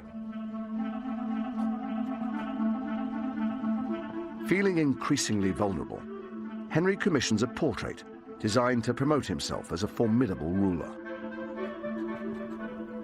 This is the iconic portrait of Henry. This is what everybody sees in their mind's eye when they think of Henry VIII. The silhouette of that figure could identify him just by itself. At us, he looks like a mighty emperor. It's no coincidence that the codpiece is at eye level. You can't fail to notice it. It's sending out a message that Henry is this great virile king. Everybody knows all the problems he's had getting a male heir, but this painting sets the record straight. None of that was Henry's fault. The painting presents Henry as a powerful monarch in total command of his country. But this portrait is a lie. That picture is propaganda. We know that it's been changed to make his legs look longer, to make him look more muscular. But in reality, Henry was slumping into geriatric decay. It's an image of Henry that he wishes the world to see, not the actual Henry, the sick Henry, the overweight Henry, the Henry that's suspicious about everybody, and that's also feeling the effects of the infirmity of age and the oncoming march of death. Henry is suffering from a painful leg ulcer, which deeply affects his state of mind. Sometime in the 1530s, Henry suffered a jousting injury, which caused a terrible, debilitating, agonizing disease in both his legs. Tudor medicine was rather basic, so his doctors advised that his wound would be kept open, which meant that he smelled, that his bed sheets stunk, his clothing stunk. This is a man that you could smell before you saw. The pain that Henry got from his leg was absolutely huge. When the leg was really, really bad, he could turn black in the face and just sort of lie still hardly able to speak for, for several hours on the trot. The infection had to be released, which meant the leg often had to be cut open and pus drained and ointment stuck on it. There was a lot of decaying flesh, and they wanted to remove that by cauterizing them. Red irons are applied to these wounds in his leg. It must have been a living nightmare for him. Henry's increasing infirmity, his ailments, had a profound effect on his psychology. He couldn't cope with the knowledge that he's no longer this kind of thrusting young king he had been, he's turned into this incredibly vulnerable, pain-ridden old man. Henry's infirmity is laid bare when you look at his private household accounts. So there are these primitive lifts to move Henry between the floors of his apartments. He's wheeled about in a chair. He has a whistle to summon his attendants. Henry thinks that he knows how to cure his leg ulcer better than his doctors. A 16th century manuscript contains 32 medicinal recipes that Henry concocted himself. Most of his recipes are concerned with pain in the legs. So here's a plaster devised by the king at Oxford to ease the pain and swelling about the ankles. I would not use some of the ingredients today. The king's grey plaster, for example, contains various roots, flower buds, garden worms, scraping of ivory and powdered pearls, and finally, it also contains red lead, which is deadly poison. Do not try this at home. The exact nature of Henry's health has been subject to speculation.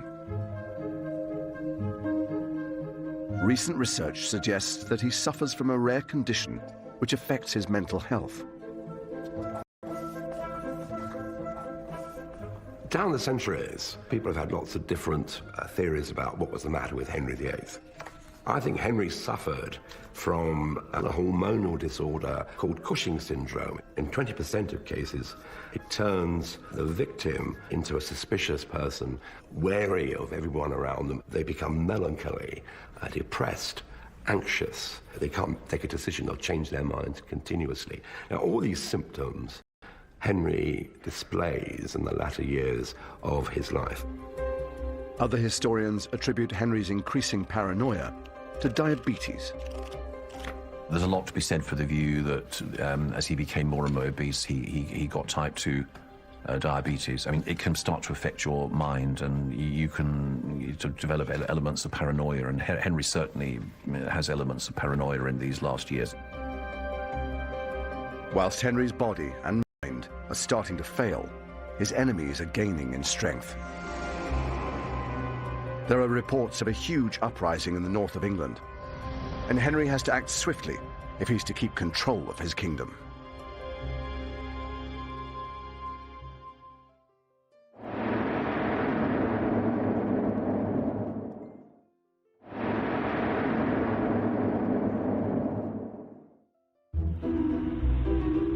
Henry VIII is now 46 years old.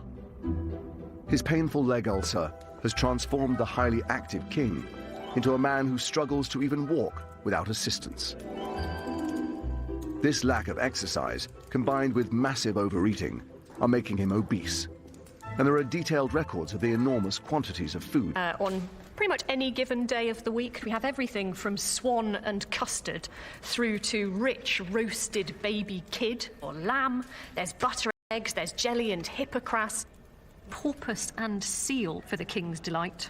But it's been estimated that King Henry VIII would have been having about double the number of calories, bare minimum, that you would recommend in the 21st century. Because Henry was eating so much meat, he inevitably suffered severe constipation.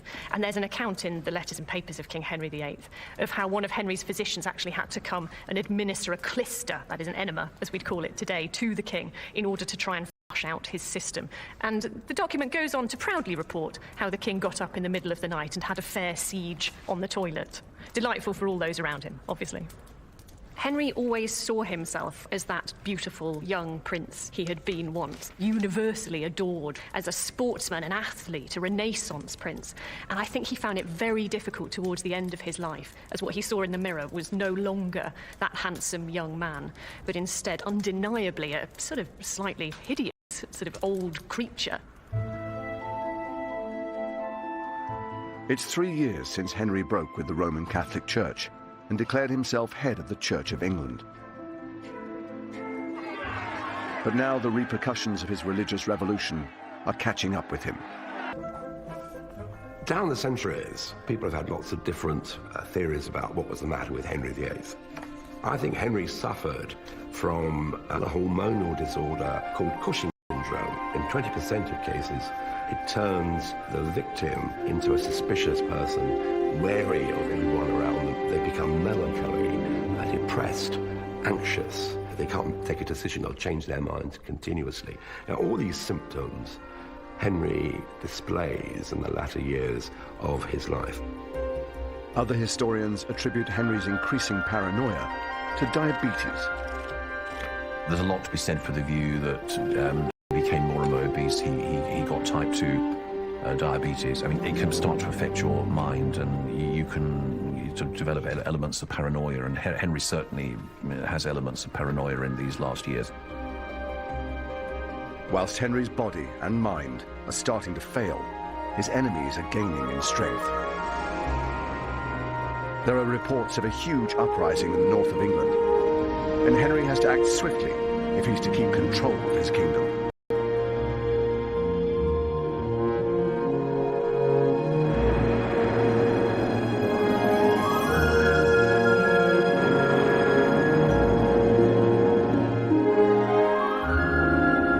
Leg ulcer has transformed the highly active king into a man who struggles to even walk without assistance.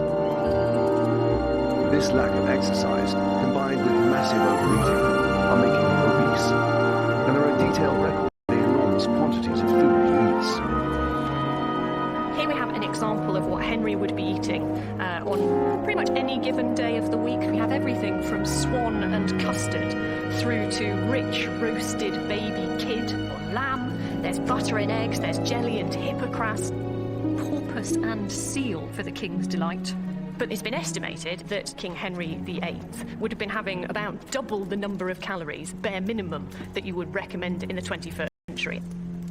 Because Henry was eating so much meat, he inevitably suffered severe constipation. And there's an account in the letters and papers of King Henry VIII of how one of Henry's physicians actually had to come and administer a clister, that is an enema, as we'd call it today, to the king in order to try and flush out his system. And the document goes on to proudly report how the king got up in the middle of the night and had a fair siege on the toilet. Delightful for all those around him, obviously.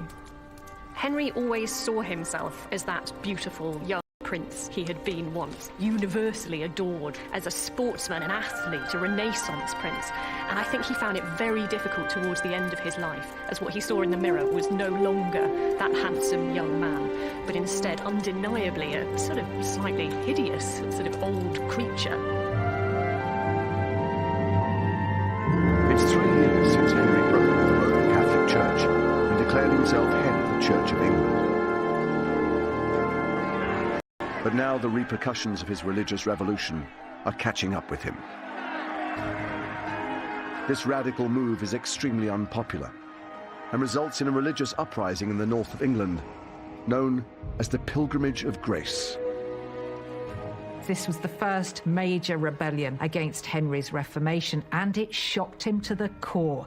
Because he was so good at convincing himself of what he saw as the truth, he thought his people still loved him.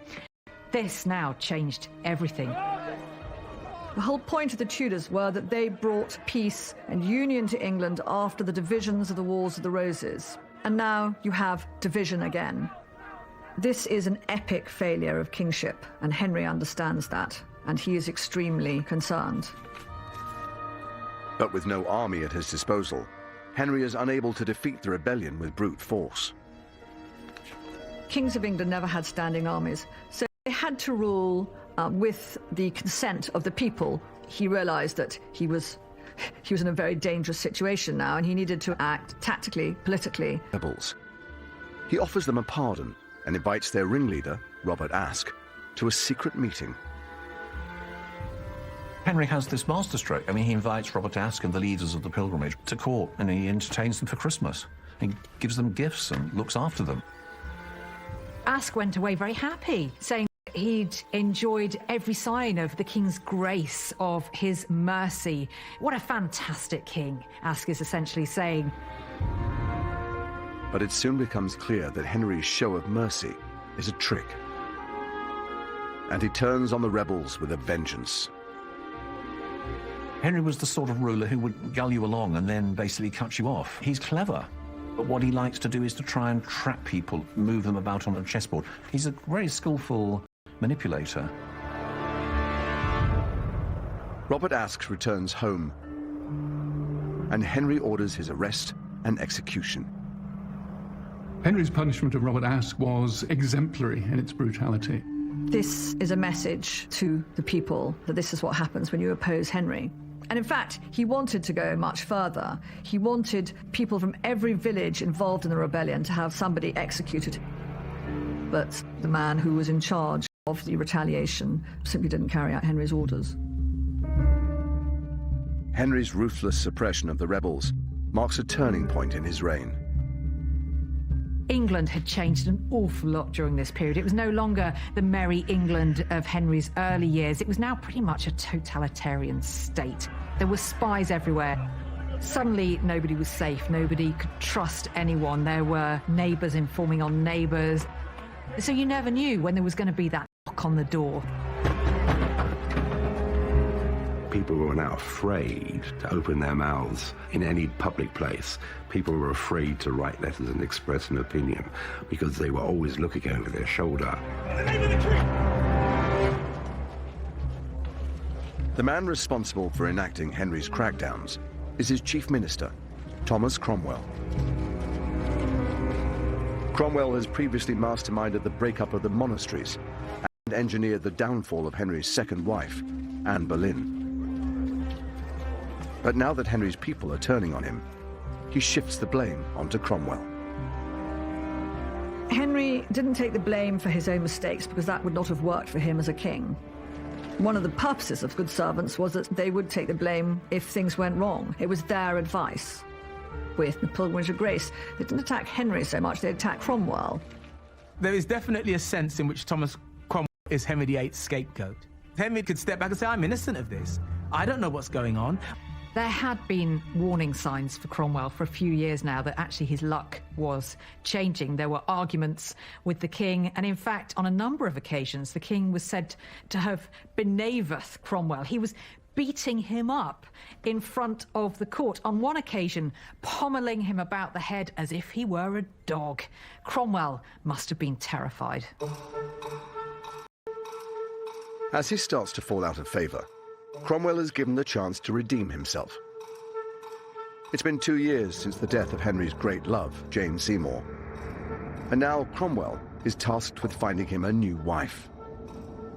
He's now got the heir, but he doesn't have the spare, and Henry is deeply sceptical about female monarchy. He's not excited about the prospect of either of his daughters becoming his successor.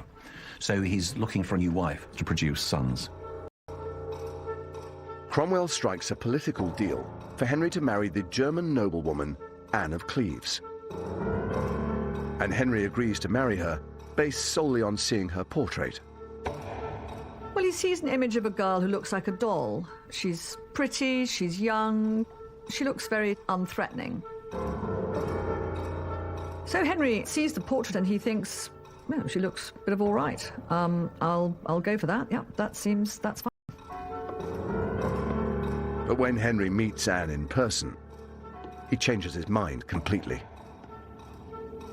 When Anne arrives, she's put up in Rochester Castle, and Henry can't wait to see her, so he goes in disguise with a gift to basically have a quick peep. But actually, Anne doesn't really take any notice of this rather obese stranger who sort of pops by, and that's not a good start. Poor Anne of Cleves was dressed in the most hideous German costume with sort of contrasting bands of fabric and a sort of helmet that looks like something out of Star Wars. And he was horribly disappointed. Henry made his revulsion towards Anne of Cleves absolutely clear. He complained that there were displeasant airs about her, and there's a very lurid description of their wedding night, and it gave him enough of a conviction to declare that she was no maid. Henry's smear campaign against Anne of Cleves actually reveals more about his own personal insecurities than anything else. Henry has for some time been suffering from bouts of impotence, and he finds himself unable to consummate the marriage. I think perhaps he has a bit of a go, it doesn't work out, and then he decides, this is not my fault. Really, it undermined his masculinity that he couldn't have sex with his own wife, but he was not willing to acknowledge that it was his problem. As far as he was concerned, it was her.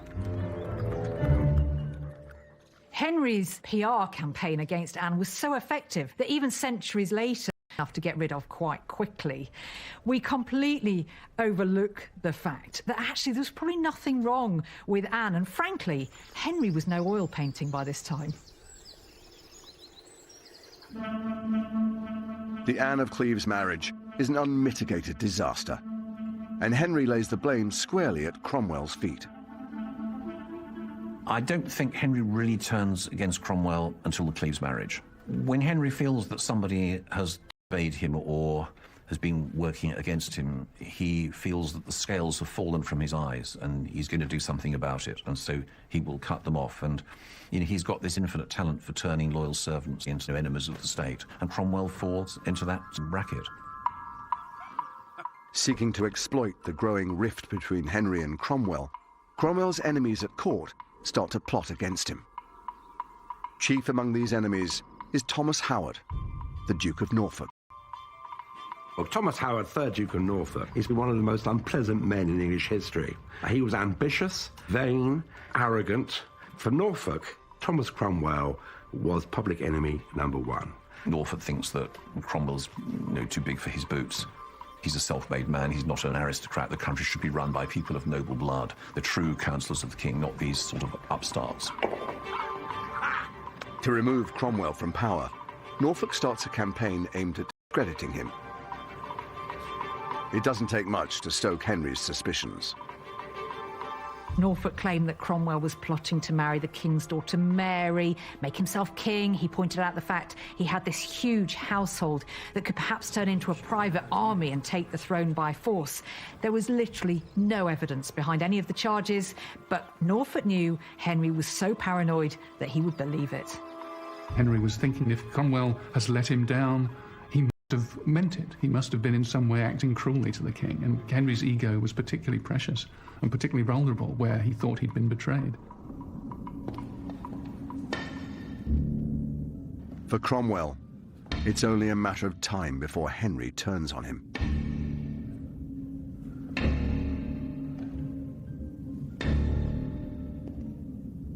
Thomas Cromwell knew the end was coming. He could smell it. He must have constantly been looking over his shoulder, not knowing who to trust. Henry finally gives the order to strike. And when Cromwell arrives late at a Privy Council meeting, the Duke of Norfolk is waiting for him. We don't know why he was late. It might have all been part of the plot, but he thought it was Jing. He didn't know this. When he moved to sit down, Norfolk said, "Stop. That's not the seat for a traitor." Cromwell was frozen. He must have been absolutely terrified because he knows where it ends. When the guards rushed forward, there was a cry of traitor, and he was seized. He was astonished, and he said, "Well, why are you calling me a traitor? Tell me what the charges are." Nobody said a word because they hadn't finished making those charges up yet. They had no answer. There's a moment that's almost Shakespearean where the Duke of Norfolk rips the chain of office from around his neck. This method of arrest has been devised deliberately to surprise and shock him. He was dragged out and taken by boat to the Tower of London on that dreadful one-way ticket.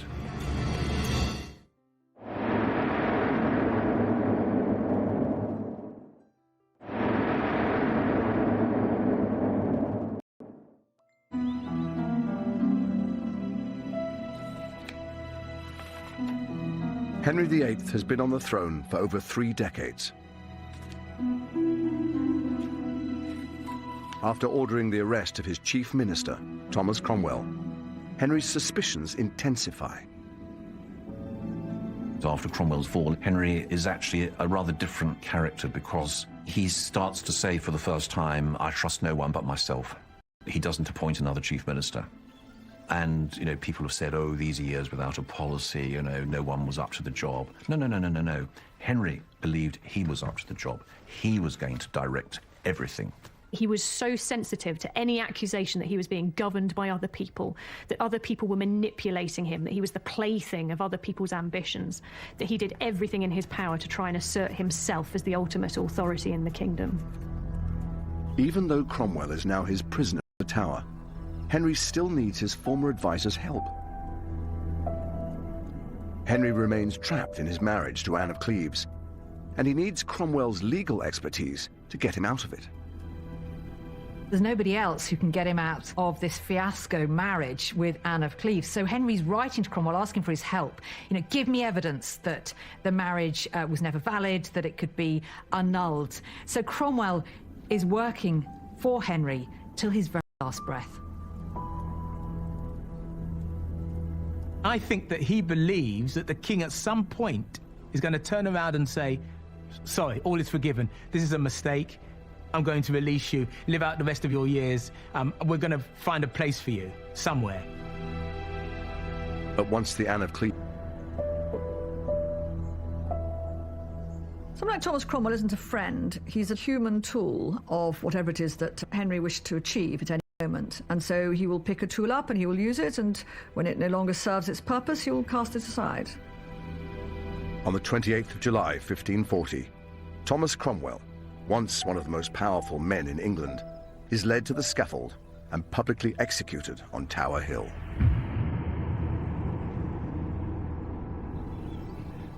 With Cromwell out of the way, his arch-enemy, the Duke of Norfolk, sees an opportunity to secure greater powers for himself. And he has a secret weapon to help him: his teenage niece, Catherine Howard. The moment that Catherine Howard was in the king's bed, Norfolk probably thought he was absolutely made for life. I mean, Norfolk was a cynical, unpleasant career aristocrat who beat his wife, knocked her teeth out. I mean, this was not a nice man. So the fact that he was using women as pawns in a political game shouldn't surprise us. You like it here? Norfolk's position is secured when Henry takes Catherine Howard as his fifth wife. He seems to rediscover something of his lost youth in her. He adores her and is seen playing with her in public. So he feels himself to be this young king again. He wanted to prove to everyone around him that he was a virile man. And I think that his caressing of Catherine Howard, his constant parading her about this place as this young bride on his arm, just massive overcompensation. He's old enough to be her grandfather, so they must have presented this rather incongruous image of Beauty and the Beast. But Henry and Catherine's honeymoon is short-lived. After just 15 months together, evidence emerges that Catherine wasn't a virgin when she married him. On the 2nd of November, 1541, Henry VIII was at Mass up in the King's Closet, just above us here in the Chapel Royal of Hampton Court Palace. And he was presented with a letter from Archbishop Cranmer that relayed the sordid details of Catherine Howard's past. And it explicitly says in this account that Cranmer didn't just tell the king this information, but instead put it in writing. He declared the information thereof to His Highness in writing. Because, as it says here, he had not the heart to express the same to the king by word of mouth. This account makes it very clear that Henry was completely heartbroken when he discovered this news. It says his joy was turned to sorrow. He wept bitter tears. And you get this impression of someone who really, really wanted this marriage to work, who was deeply in love with Catherine Howard, and whose world just came crumbling down around him when he found out the truth about her. Against Catherine intensify, and she is accused of having an affair during her marriage to Henry. The moment he learnt about this, the moment he learnt that it was true that she had had an affair, he left. And that's what we see Henry doing time and time again in his relationships. It's quite disturbing that Henry has this capacity to just sort of turn off and move on from a person, even one who clearly he loved very deeply. Catherine Howard's fate is clear the moment Henry turns against her. She is beheaded for treason at the Tower of London. Catherine was just a girl who had been taken advantage of by men for most of her life, who ended up dying very bravely, but very horribly. After Catherine Howard, Henry's left with the reality of an aging man who's losing his virility. There is a sense of deep unhappiness that this is what he now has to live with, the wreck of the prince he once was. Despite 5 failed marriages, Henry only has one legitimate son. So he embarks on his 6th marriage, to Catherine. Parr, hopeful that she will provide him with a spare heir. But Henry's also increasingly concerned about his imperial legacy. And for a Tudor king, that means only one thing: going to war. He's trying to recapture his lost youth, and he tries to do that by going off to war. He's going to be this great crusading king again, reclaiming parts of France. Henry grew up on tales of daring do against the French. Henry V, Agincourt, and all those other famous victories. Henry had always wanted to have military glory in his portfolio of achievements. In this period, the English nobility want to go smashing up the French, just like 21st century tourists want to go, around northern France on holiday. Here at Windsor Castle is a treasure that epitomizes Henry's image of himself as a warrior king. In the latter years of his reign, Henry specially commissions this suit of armor. Here is the physical embodiment of Henry's childhood dreams, the symbol of chivalry, and the image of an armored man, Henry VIII's armor. Now, armor in the 16th century was made to measure, none of this off-the-peg stuff. It provides us with the true image of Henry as he would like to be projected, of power and might and ruthlessness. You can almost imagine his little piggy eyes behind that visor, glaring at us with contempt. Actually enlarged to accommodate his increasing size. Here, they're having to let in 5-centimeter plates on each side of his back plate because of his expanding girth, because he did weigh 28 stone. Now, in National Health Service terms, his body mass index was way off today's scale. He was a man mountain. In order to make him feel more comfortable and to flatter him, his male courtiers start to wear enormous padded doublets and clothes so that they appear just as big as the king. This also affected Henry's psyche. I think he was really humiliated by what he had become. Henry's very aware that his advancing years and medical disorders threaten to derail his battlefield ambitions. So, while he still can, he personally launches an assault on the French port of Boulogne. I mean, his idea of leading his army in person, of course, means directing operations from a safe distance inside a sort of wooden pavilion, which is lined with fake marble inside. He is like a small boy with lots of toy soldiers. He is in his element. He loves the siege. He loves all these cannonades which fire day and night.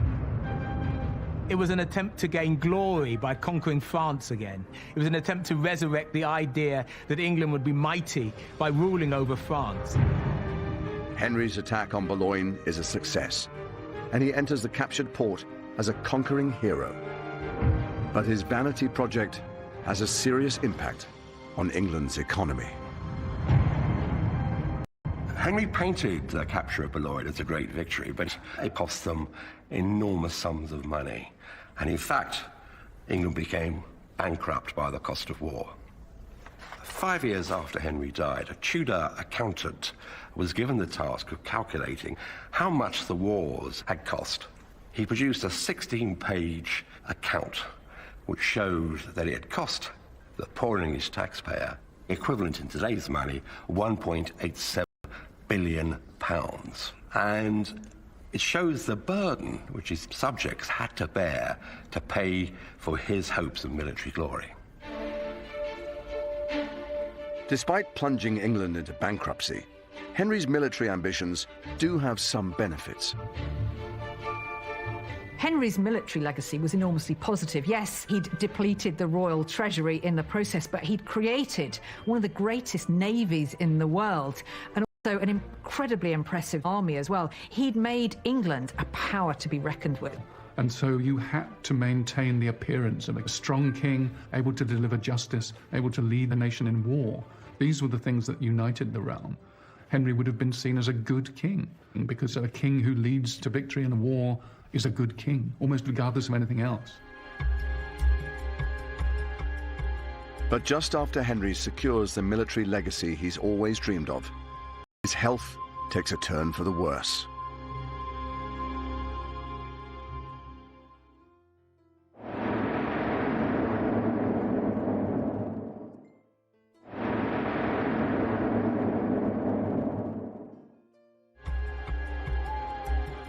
As his health deteriorates, Henry takes to shutting himself away in his chambers. The last years of the reign are definitely tainted by claustrophobia. No one quite knows who to trust. And of course, because of his immobility, Henry is closeted in a secret study at the far end of Whitehall Palace and doesn't come out that much. People think that, OK, he's sort of switched off. This is not the case. I mean, this is somebody who is almost like in his lair, he's checking up on everything. A good way to view Henry would be as a rather malignant spider at the centre of everything which went on within England. All those lines of the web all run through and end up with him. It's becoming clear to Henry's courtiers that he's nearing the end. In the last days of Henry's life, the atmosphere at court must have been pretty toxic. There was a sense of fear, of anxiety, of uncertainty for what the future would hold. There was a real sense, I think, that the end was coming for King Henry VIII. But no one is brave enough to mention this to Henry himself. The dying king is...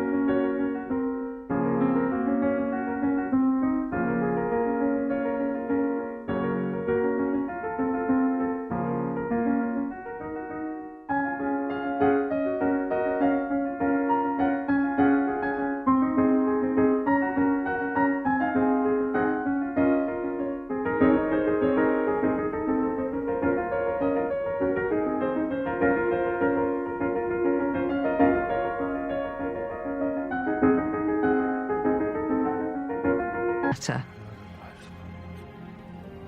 They were the last words he ever spoke. On the 28th of January, 1547, Henry VIII dies. Henry VIII has gone down in history as our most famous king, probably because he's our most married king. He's a kind of larger-than-life character. But it's very, very clear that behind this public facade was somebody who was fundamentally vulnerable and insecure. The story of Henry VIII has everything in it. It has transition from young, irresponsible being to someone blighted later in life by paranoia. Henry was self-obsessed, desired admiration. He could never be wrong. You cannot ignore Henry. He put England in the centre of European politics. But he also gave the English a sense of national identity. England was never going to be quite the same after Henry.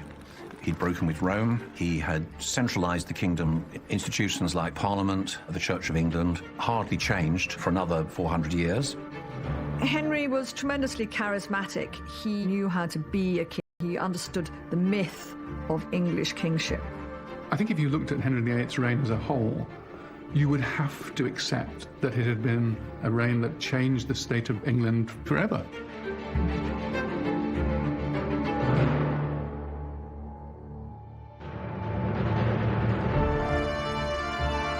With the upcoming elections in the States, we take a look at the big history of America, brand new on Saturday at 9. Next tonight, one of the most narcissistic killers ever, Mick Philpott, in 5 Mistakes That Caught the Killer.